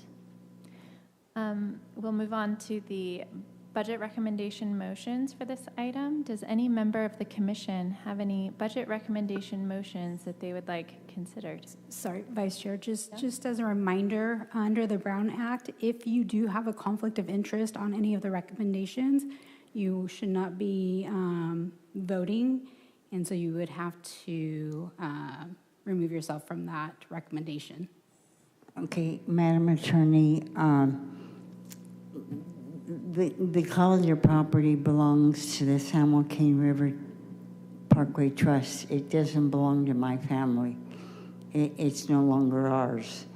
So if that's what you're referring to. I typically try to send out an email before each of our budget meetings, and I apologize, I didn't, so I'm just reminding the the commissioners that moving forward on any budget recommendations, just please be aware if you have a conflict under the Brown Act, you're not allowed to, or you shouldn't vote. So I should not make a proposal and I should not vote? I will defer to you if you feel like you should conflict yourself out or not. That is your responsibility as a commissioner. I'm just reminding you. Okay. Okay. I was going to make a proposal, but maybe you can make it to $50,000 for the property and planning. Now the time to make the recommendation? Yes, Commissioner Kucharski, do you have a motion that you would like to make? I would like to propose a not to exceed $50,000 amount out of Category 5 for the San Joaquin River Parkway for planning on the Cagliari-Collia. Collia. Collia, I've been saying Collia property, owned by the San Joaquin River Parkway Trust. That was for design? Yeah, planning. Planning and design. Planning, design, and then implementation if the planning doesn't take long, but not to exceed 50,000. Is there a second? I would second that. Thank you. All in favor, say, oh wait, do we need to roll call vote for these?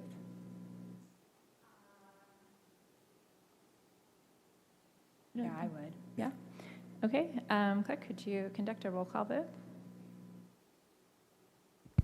Commissioner Dolan, Yes. Commissioner Kucharski, Yes. Commissioner Collier, Is this the vote? I can't vote. She told me I shouldn't vote. Okay. So abstain. Abstention. Commissioner Barraza, Yes. and Vice Chair Ward. Yes. Motion passes. Okay, great. Excuse me, Does- Vice Chair. Just wanted to confirm with the City Attorney, with Commissioner Collier being, I guess, excluded from the vote, do we have a quorum for that? No. Are we ever running into an issue with Perhaps the city attorney can remind us what constitutes a conflict. If Commissioner Collier doesn't have any sort of financial connection to the property that is known or referenced as the Collier property by the San Joaquin River Parkway Trust that they own, is that something that would present a conflict?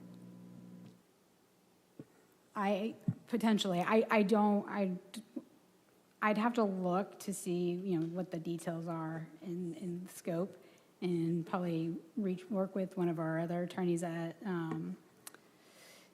deals more with the issues of conflict of interest. And define the conflict of interest, though. We have no part in the property. Again, I will defer to the commission. I'm here just to advise that of any potential conflict. So I will defer to the commission. Because it's the last meeting that we have to make these types of recommendations, and it does sound like Commissioner Collier would be in favor if there's no conflict. Is it possible that perhaps Commissioner Collier could express that she's in favor and that the city attorney's office will review conflict of interest to confirm that whether or not her vote can be counted? Yeah, I can look into that.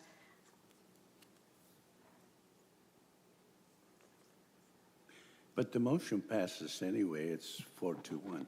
No. Yeah, technically, it's not an abstention. Technically, if Commissioner Calhoun does have a conflict, then she is not counted in the vote, so the vote would only be 4-0, and that's not enough for a quorum. So that's what we need to check on. Vice Chair, I recommend we take a 5-minute break. Okay.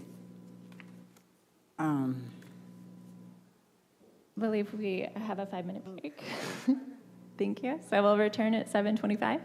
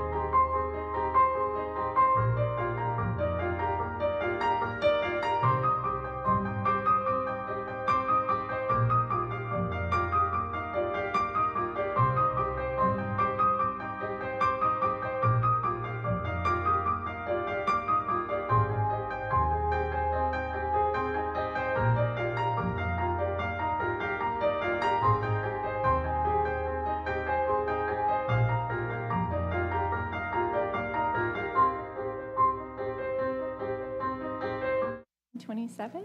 We'd like for us to return from break. And at this time, I just wanted to take an additional vote on the prior motion, which was to allocate for not to exceed $50,000 for the planning, design, implementation of the property that's been identified by the San Joaquin River Parkway Trust. And we are going to not do a roll call vote at this time. And we already had the motion from Commissioner Kotarski, and we already had the second. So all in favor, please say aye. Aye. Aye. Any opposed, please say no. Hearing none, that motion was passed. Okay. At this time, I wanted to ask Commissioner Barraza, did you have a budget recommendation motion that you would like to have considered? Yes, thank you, Madam Chair. Basically, the area of the East Cesar Chavez Boulevard, it's an area that needs beautification, development, and also there's a project, a housing project that the city of Fresno has approved on a city-owned site that will be taking half of the property, half of the land for the construction of the first phase of apartments, which would be about 135 apartment units. One of the things that I've heard from the community is the concern that there are no nearby parks close to this site. One thing I reported at the last meeting is that there is money available, and we are not involved with that. It's called capital improvements fees that the project will be paying. That's a source of funding that the city of Fresno will decide, and the council, I would suppose, where the money goes for future park projects, the park component, because you know there are fees for a lot of items, including police and other stuff. So, but in regard to Measure P, within the scope of what's eligible, I wanted to recommend that we recommend to the city council the allocation of $300,000 to start the planning process for the development of a plaza-type, park-type center in the unused portion of the site. There may be other pieces that go into that second phase that ultimately the city council will be the one that will decide on that. But I think I wanted to have the recommendation that funding be allocated to express the commitment of the city of Fresno, that it would start from that site, but it should spread in remaining areas of the corridor, for also including the planting of trees, that would start beautifying the area and would start making it more walkable for neighbors, so there's shade that they can visit the commerce, the retail stores that are in the area, and that it's consistent with what the plans of the city of Fresno have said, that we have to promote walkable communities in our neighborhoods. So with that, I would make a motion that we recommend to the council the allocation of $300,000 to start a park-related project that has like a plaza type of center at that particular site. And for clarification, for the city attorney who is writing down our recommendations, were you able to ascertain the location of the site for this recommendation? I just got East Cesar Chavez Boulevard, but that was the extent of. Are you better able to identify? Right, and it is correct. The location is on the southwest corner of the intersection of 7th and Cesar Chavez Boulevard. Thank you. Wonderful, thank you. Is there a second for this motion? I'll second. Thank you, Commissioner Collier. Clerk, could you conduct a roll call vote? Or do we? I'm sorry, Vice Chair. Can I get what was a clarification on the motion recommendation? Right, and then yes. the parcel or the location again? It would be the south west, I'm sorry, that's east, right? It's hard to find your orientations here, but it would be southeast corner, southeast corner of 7th and Cesar Chavez Boulevard intersection. If I'm looking correctly, it's a vacant parcel? It is vacant and it's owned by the city of Fresno. Gotcha. Thank you. Can we have Mr. some Braza, clarifying questions on that? I'm sorry. Mr. Braza, is that right there by that high school, like the elementary school, high school? The high school is farther down the street to the east. That's Farber School, and that's on 10th and Cesar Chavez Boulevard. Okay, thank you. Commissioner, is this a recommendation for a design project? I'm not sure exactly what you're asking, a very specific sum of money. I think it would be to do the initial work that is necessary to develop a plaza type of center on that site, and also to promote the landscaping that goes in that project, and at the same time we're saying that in addition to allocating resources for that site, that the neighboring areas will include the planting of trees along the frontage of that area nearby. I guess it's just difficult for me the way it's worded. It sounds to me like you would like to fund a design project. Is that correct? Or a scoping project? That would be Okay. a very Okay. positive, yes. Okay, and Commissioner Collier, your second is for that motion as clarified? Yes, yes. Great, and City Attorney, we should be taking roll call votes for all of these? No, it's not required. Okay.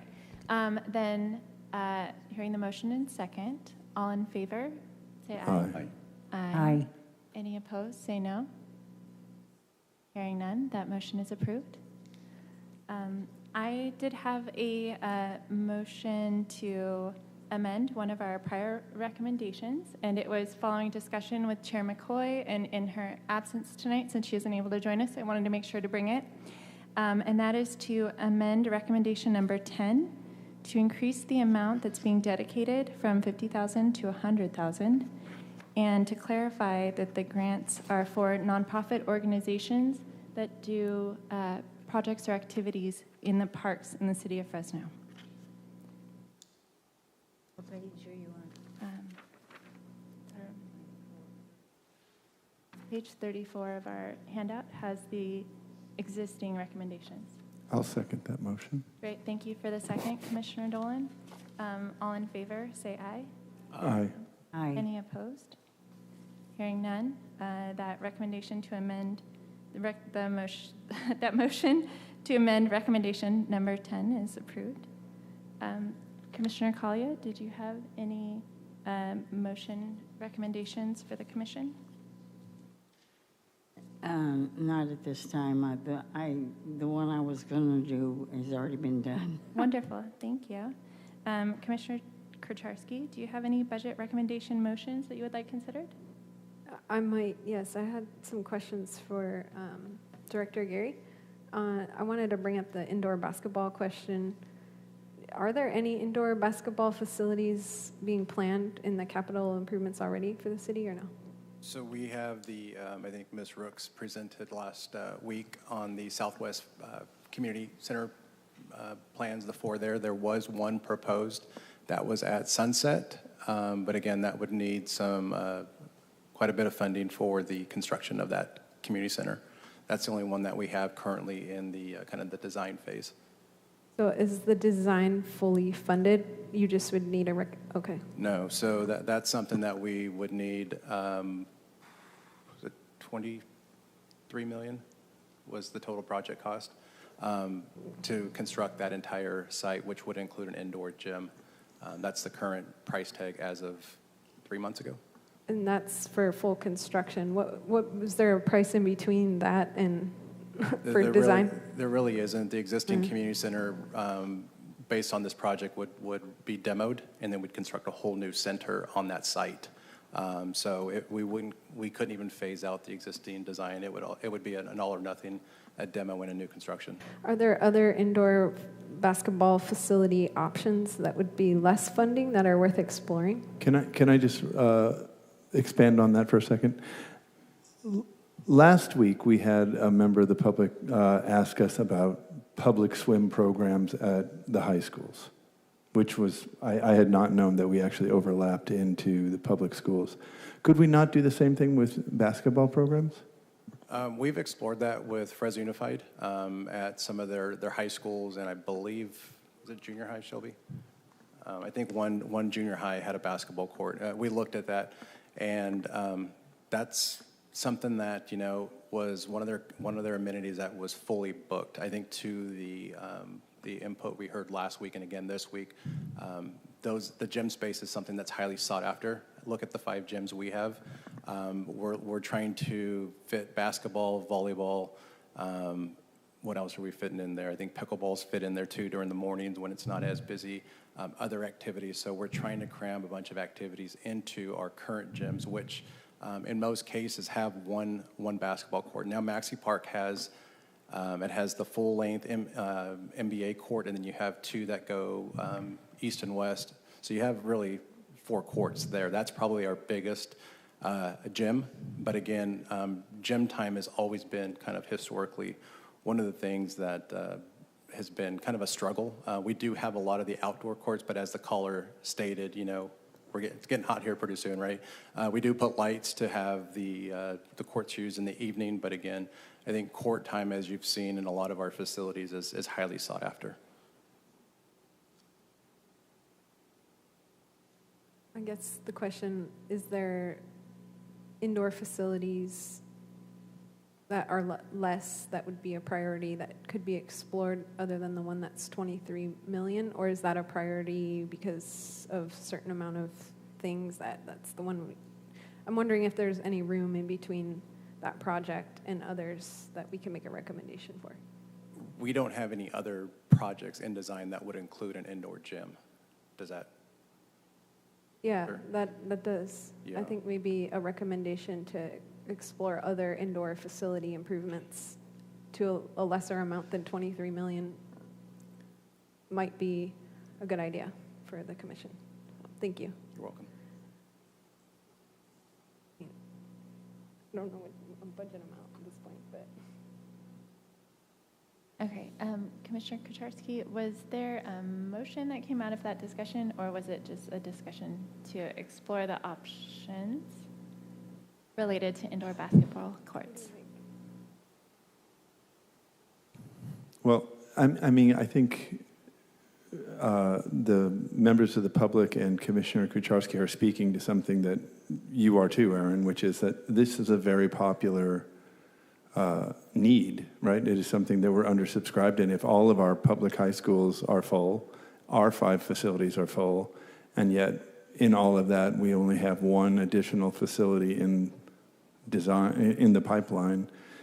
I think it sounds to me like we're underutilized. You know, we need more indoor gymnasiums, and I guess the question I think both Commissioner Kucharski and I are wrestling with is how can we support the Parks Department in starting a process, not necessarily 23 million, that's a lift, right? But certainly looking at getting started, finding locations, scoping or design for new facilities would be really helpful for us to get support. Yeah, and I think the easiest way or the short-term solution is going to be the agreements with Fresno Unified or maybe Central Unified or potentially Clovis Unified, a school district that has gyms that are kind of off hours. What we found with Fresno Unified, a lot of those off hours are late in the evenings too, where, you know, maybe it's a 9 o'clock start time where, you know, the gyms for their sports are done and they open it up for the public. So I think in response to a lot of the indoor gyms and just based on the climate, what you're starting to see are a lot of these gyms open up for profit. You're starting to see, I think Bakersfield has a relatively large one there that they're utilizing for, and again, kind of pricing some of the community members out, right? Because you've got practice time, the AAU basketball leagues that are going on. And again, I think too, if you look at our infrastructure and our assets, our gyms are relatively old. That was something that was popular as far as designs back in, I don't dare want to date some of the gyms, but some of them are I think our newest gym is probably maybe Romaine.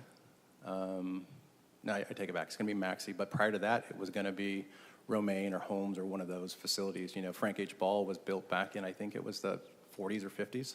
And it kind of served as a dual purpose. Not only was it a gym for basketball, but they had dances, they had a bunch of community events, kind of how we're utilizing them now. But it seems like that model changed. I don't know when, but again, our newest gym is again the Maxi Park gym, and that was 2000. Was that 2010? 2009, so 15, 16 years ago is the last time we've put a gym in the city. Would there be if there was a budget allocation to explore the partnership with the school districts to make something available to the public, would there be an amount that would be helpful to the department if it were set aside for that? And Shelby, correct me if I'm wrong, but when we met with them, I don't believe there was a fee similar to what we, right now with Fresno Unified, when we utilize their pools, we bring the staff on site to administer the swim lessons and or the recreation swimming.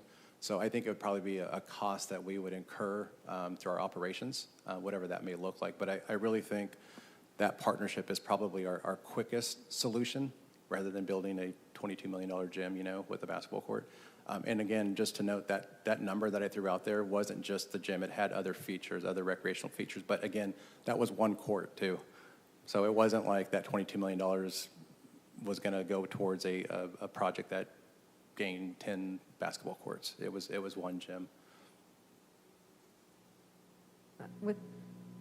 So it sounds like you would just need some staffing time to sort of try to get somewhere to administer a partnership with the school districts.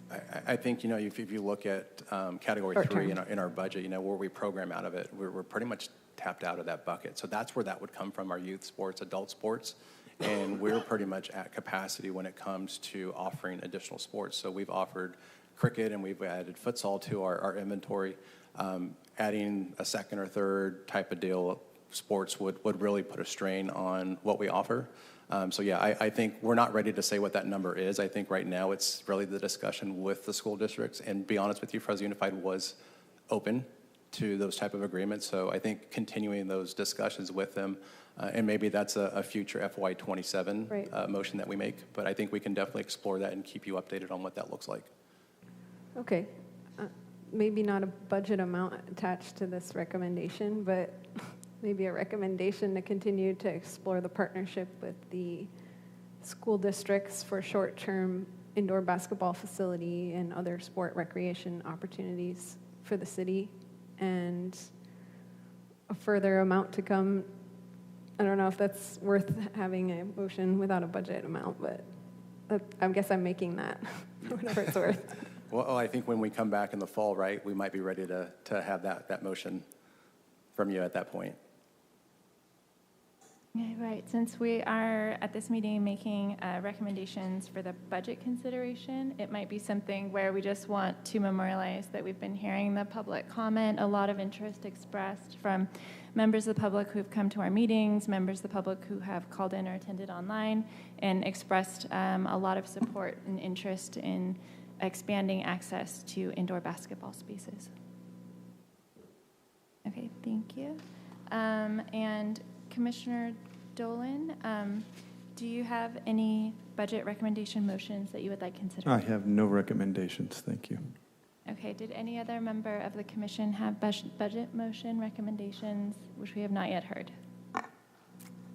I had a question. These are the recommendations to date. Could we vote on the whole plan with the amendments that we, not amendments, the motions we made? Or is it too confusing? City Attorney, I believe each motion that the commission has supported is going to be included with our recommendations that are then brought to the City Council. And it's my understanding that no additional further action is required from this commission. Is that correct? That's correct. So we'll take your recommendations, we'll memorialize that with the tree amendment to council, and then during our budget presentation, we'll also mention them at that point as well. Okay, great. Okay. Can we vote on the whole thing? I don't think we need to vote on these.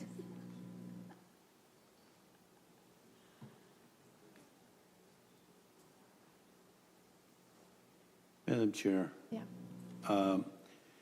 I think I know that we want to, and I happen to concur that there should be a formal action approving the whole package in terms of the recommendation that's been made to the City Council.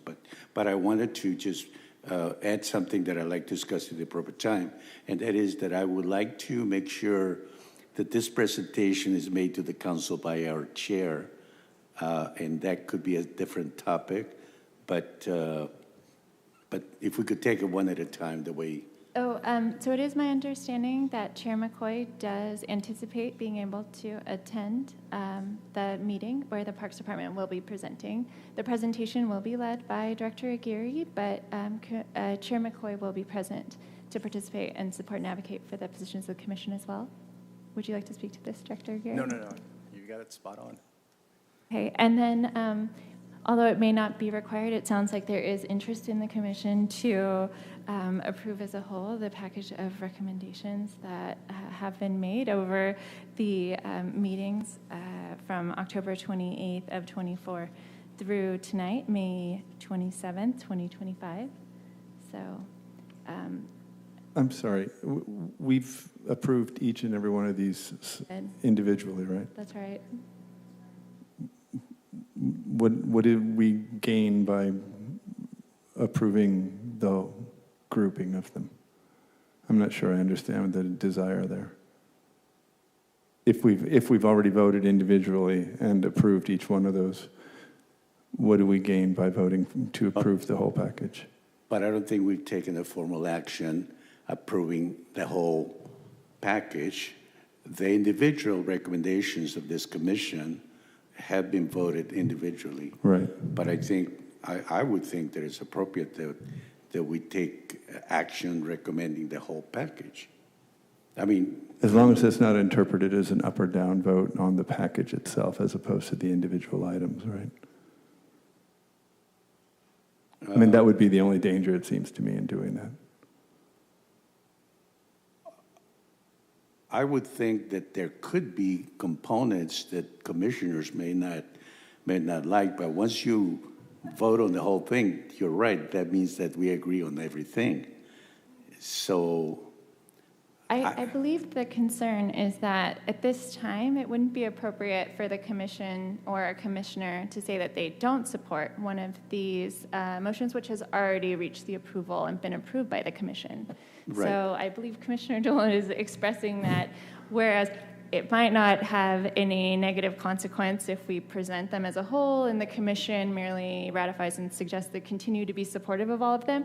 If a commissioner were to say, I do not agree, it wouldn't have a specific effect because each recommendation has already met the threshold for approval at one of our validly held meetings. I think that on the individual recommendations, I feel very comfortable that we've taken the proper actions and we're on record that we support them with a majority. But I think the question now is what happens to what was presented by staff? Do we support that? And I would think that we have plenty of opportunity to express our objections to any particular area. And I think staff has done a very good job of answering our questions as they came up. And that's the reason why I believe, as one commissioner, that it is probably very appropriate that we take an action in support of the whole recommendation. You're talking about the staff's recommendations? Yes. Okay. I'm sorry. I thought you were talking about the commission's That's recommendations. already done. No, exactly. Okay. And Chair Braz, or Commissioner Braz, I'm sorry, almost sounds like you're recommending, I don't want to put words in your mouth, so correct me, recommending to council the approval of the proposed budget as presented by the Parks Department and the other departments, Public Works, PD, and... Correct. Is that what you're... So it sounds like maybe a motion to recommend to City Council the proposed FY26 budget. Is that... Yes, and Yeah. yes, and we can throw in our own proposed I would second that motion if you're making that motion. I misunderstood what you were saying previously, so I totally am in support of what you're saying. Thank you. The commission lending support to the city staff's budgets. I think that's great. Yes. Then, as a reminder, we can each attend as individuals, whereas Chair McCoy can speak on behalf of the commission. We can speak as individuals in further support of various things that have been presented by park staff or as recommendations from this commission. So hearing the motion from Commissioner Braza that we provide our support for the recommended budget for the coming fiscal year, and Commissioner Dolan's second for that motion, all in favor, please say aye. Aye. Aye. Any opposed? Say no. Hearing none, that motion is approved. Thank you. And I do believe that this concludes item 12A, ID 257740. That brings us to item 12B, which is ID 25690, hearing actions pertaining to proposed changes to the fiscal year 25 Parks Department master fee schedule. Would someone from the Parks Department like to begin that presentation? Yes, good evening. This presentation is pretty short, so we've had a long, fun night.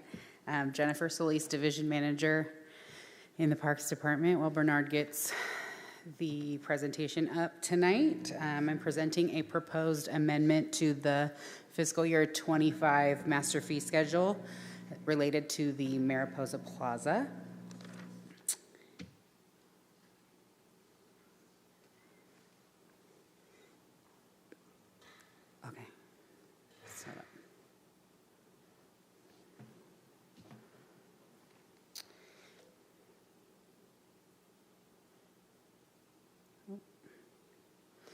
I can get started on the agenda tonight. I will give you a brief overview of the Mariposa Plaza project, go over the proposed fees for the amendment, and then we'll go over next steps. The Mariposa Plaza is located on Fulton Street and Mariposa. The Mariposa project is supported by the Strategic Growth Council's Transformative Climate Communities, or as many of you have likely heard, the TCC grant or program. This program does include various improvements.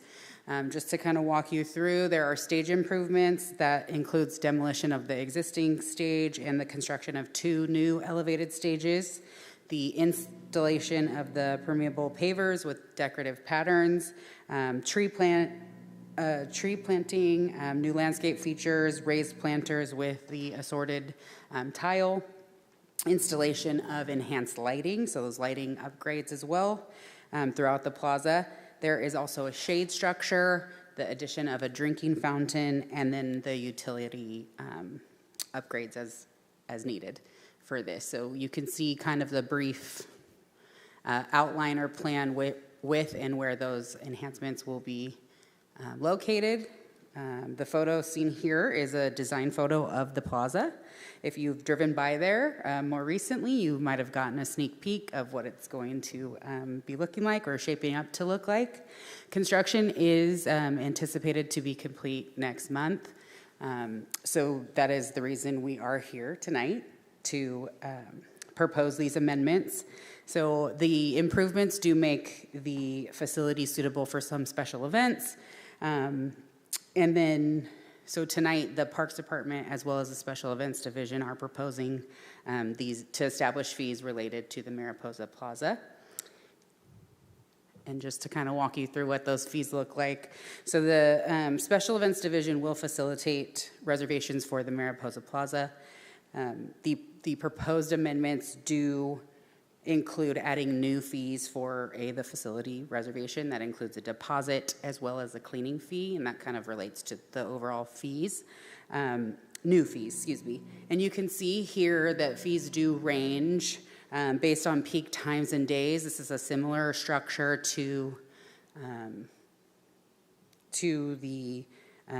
how they do the Tower Theater, just in peak times for weekdays and weekends. You can also see that there is a discount for nonprofit organizations based on those times and days. You can see for weekdays, which is considered Monday through Thursday, the proposed fee for a private group or organization from during the day, 8 a.m. to 6 p.m. is $90 per hour, and the nonprofit rate would be $75 per hour. And then the evening peak times, it increases slightly, so $85 for the nonprofit organizations and then $105 for the private groups, and that's per hour. And then the weekends would be considered Fridays, Saturdays, and Sundays. Again, the same time structure, ranging for nonprofits from 85 to 100, and then for the private groups, 105 to 120.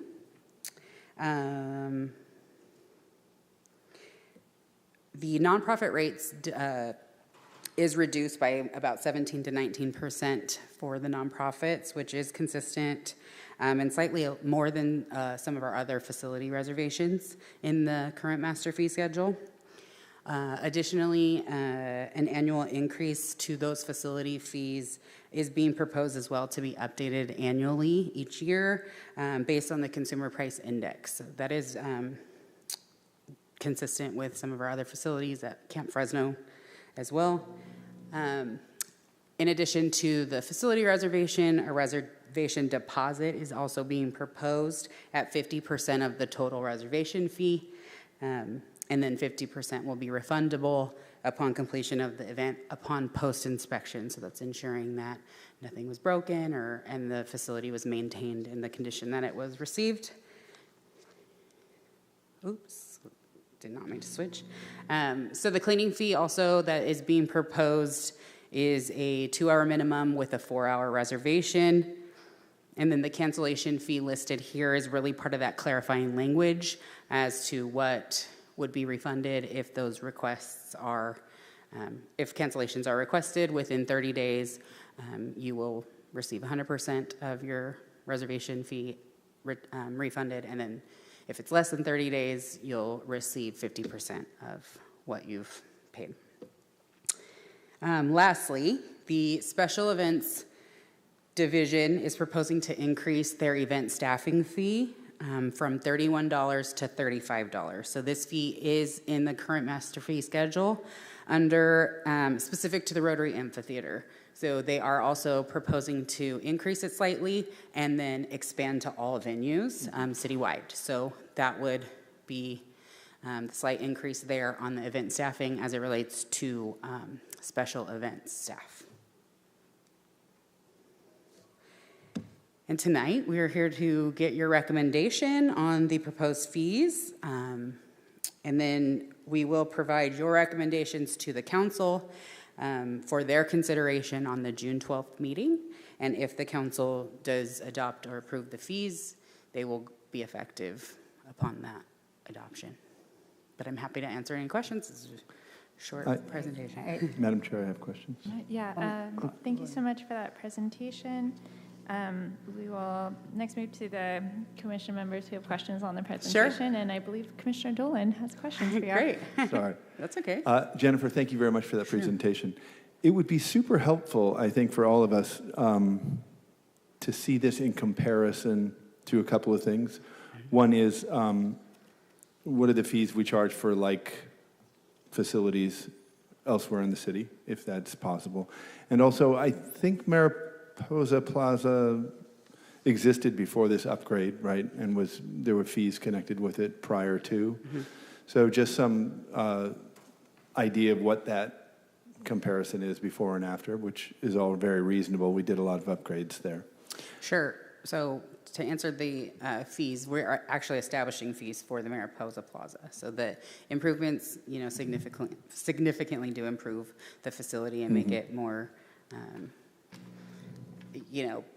able to cater to those special events. So we're establishing new fees for this specific location. I Can you pull up the master fee schedule for me right now? I forgot to print my copy, and I was going to have my backup. But to answer your question, as far as facilities, I can speak to athletic facilities. Obviously, it's not a gym. Let me give you a gym comparison. So an indoor gym is $90 per hour for private groups. There is a reduction for nonprofit, so that I guess would be a comparable comparison. Meeting rooms as well.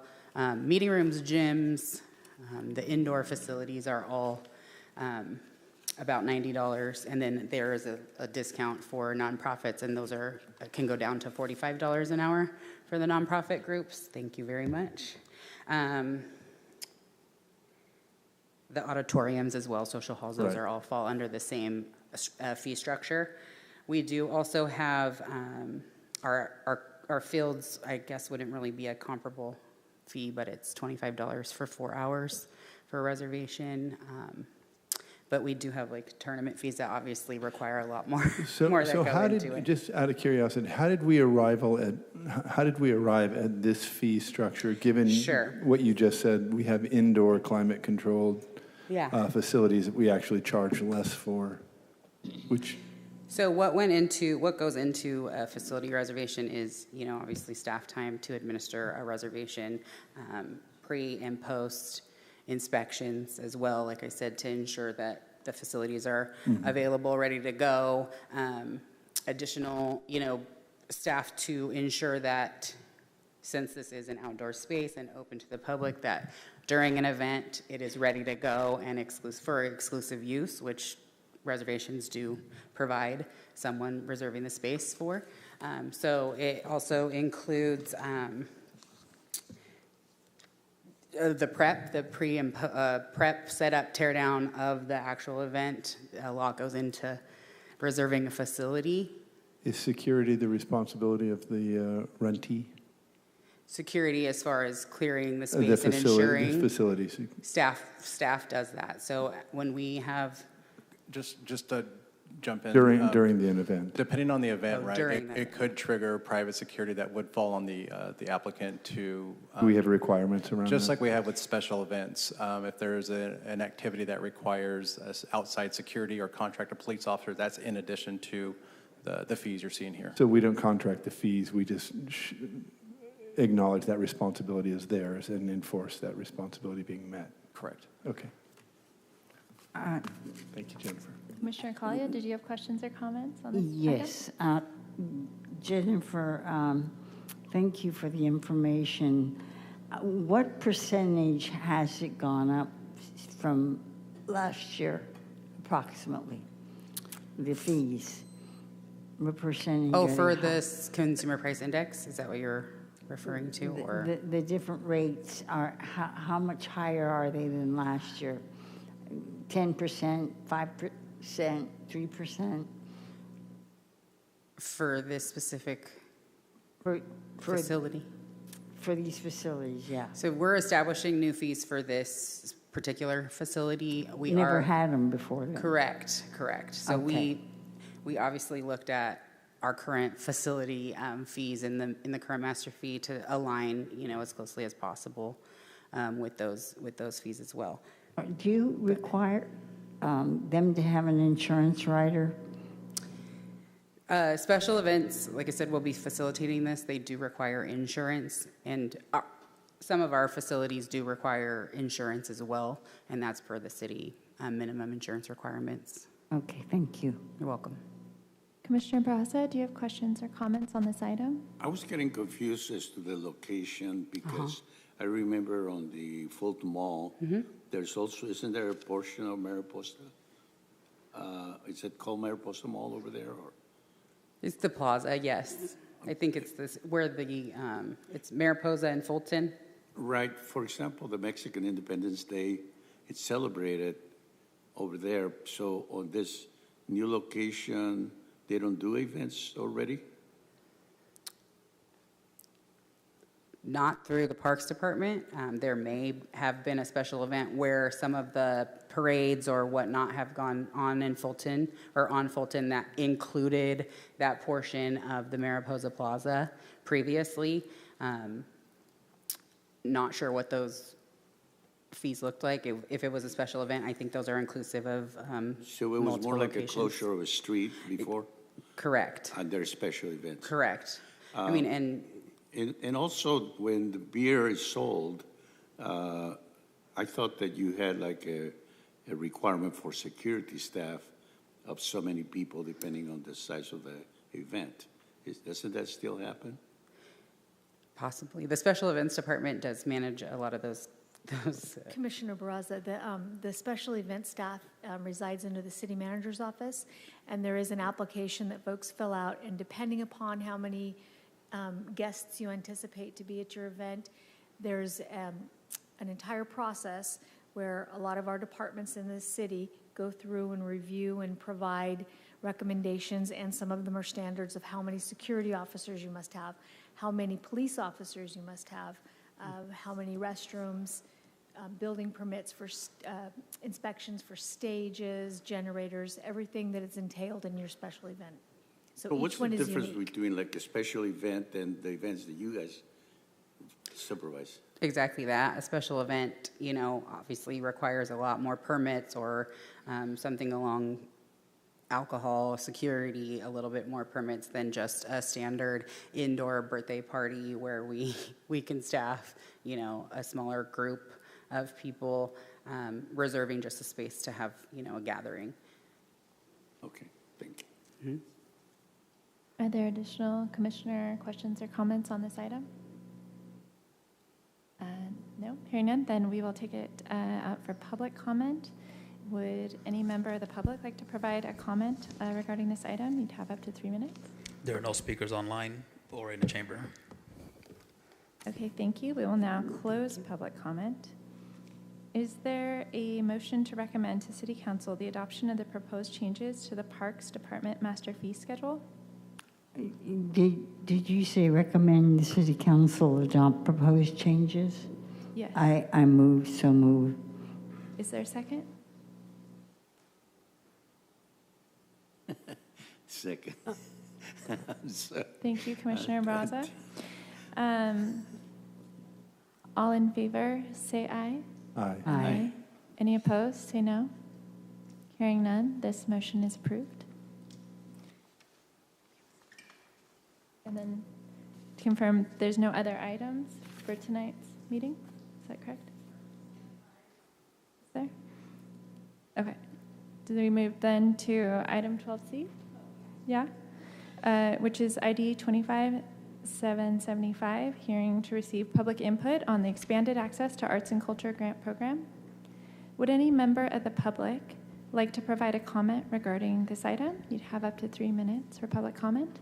There are no speakers online or in chambers. Okay, thank you. I'll now close public comment. Did any member of the commission have questions or comments regarding this item? Okay, hearing none, we'll move on to item 12D, which is ID 25776, hearing to receive public input on allocations related to Measure P, updates to the Parks Master Plan and Cultural Arts Plan, and annual Parks Department budget and capital improvement plans. Would any member of the public like to provide a comment regarding this item? You'd have up to 3 minutes. There are no speakers online or in chamber. Thank you. We'll now close public comment on this item. Does any member of the commission have questions or comments regarding this item? No. Hearing none, we'll now move to adjournment of the meeting. This meeting is adjourned at 8:11 p.m. in the memory of Dr. Francina Puda. Thank you. Thank you, everyone, for coming. Thank you for all your hard work.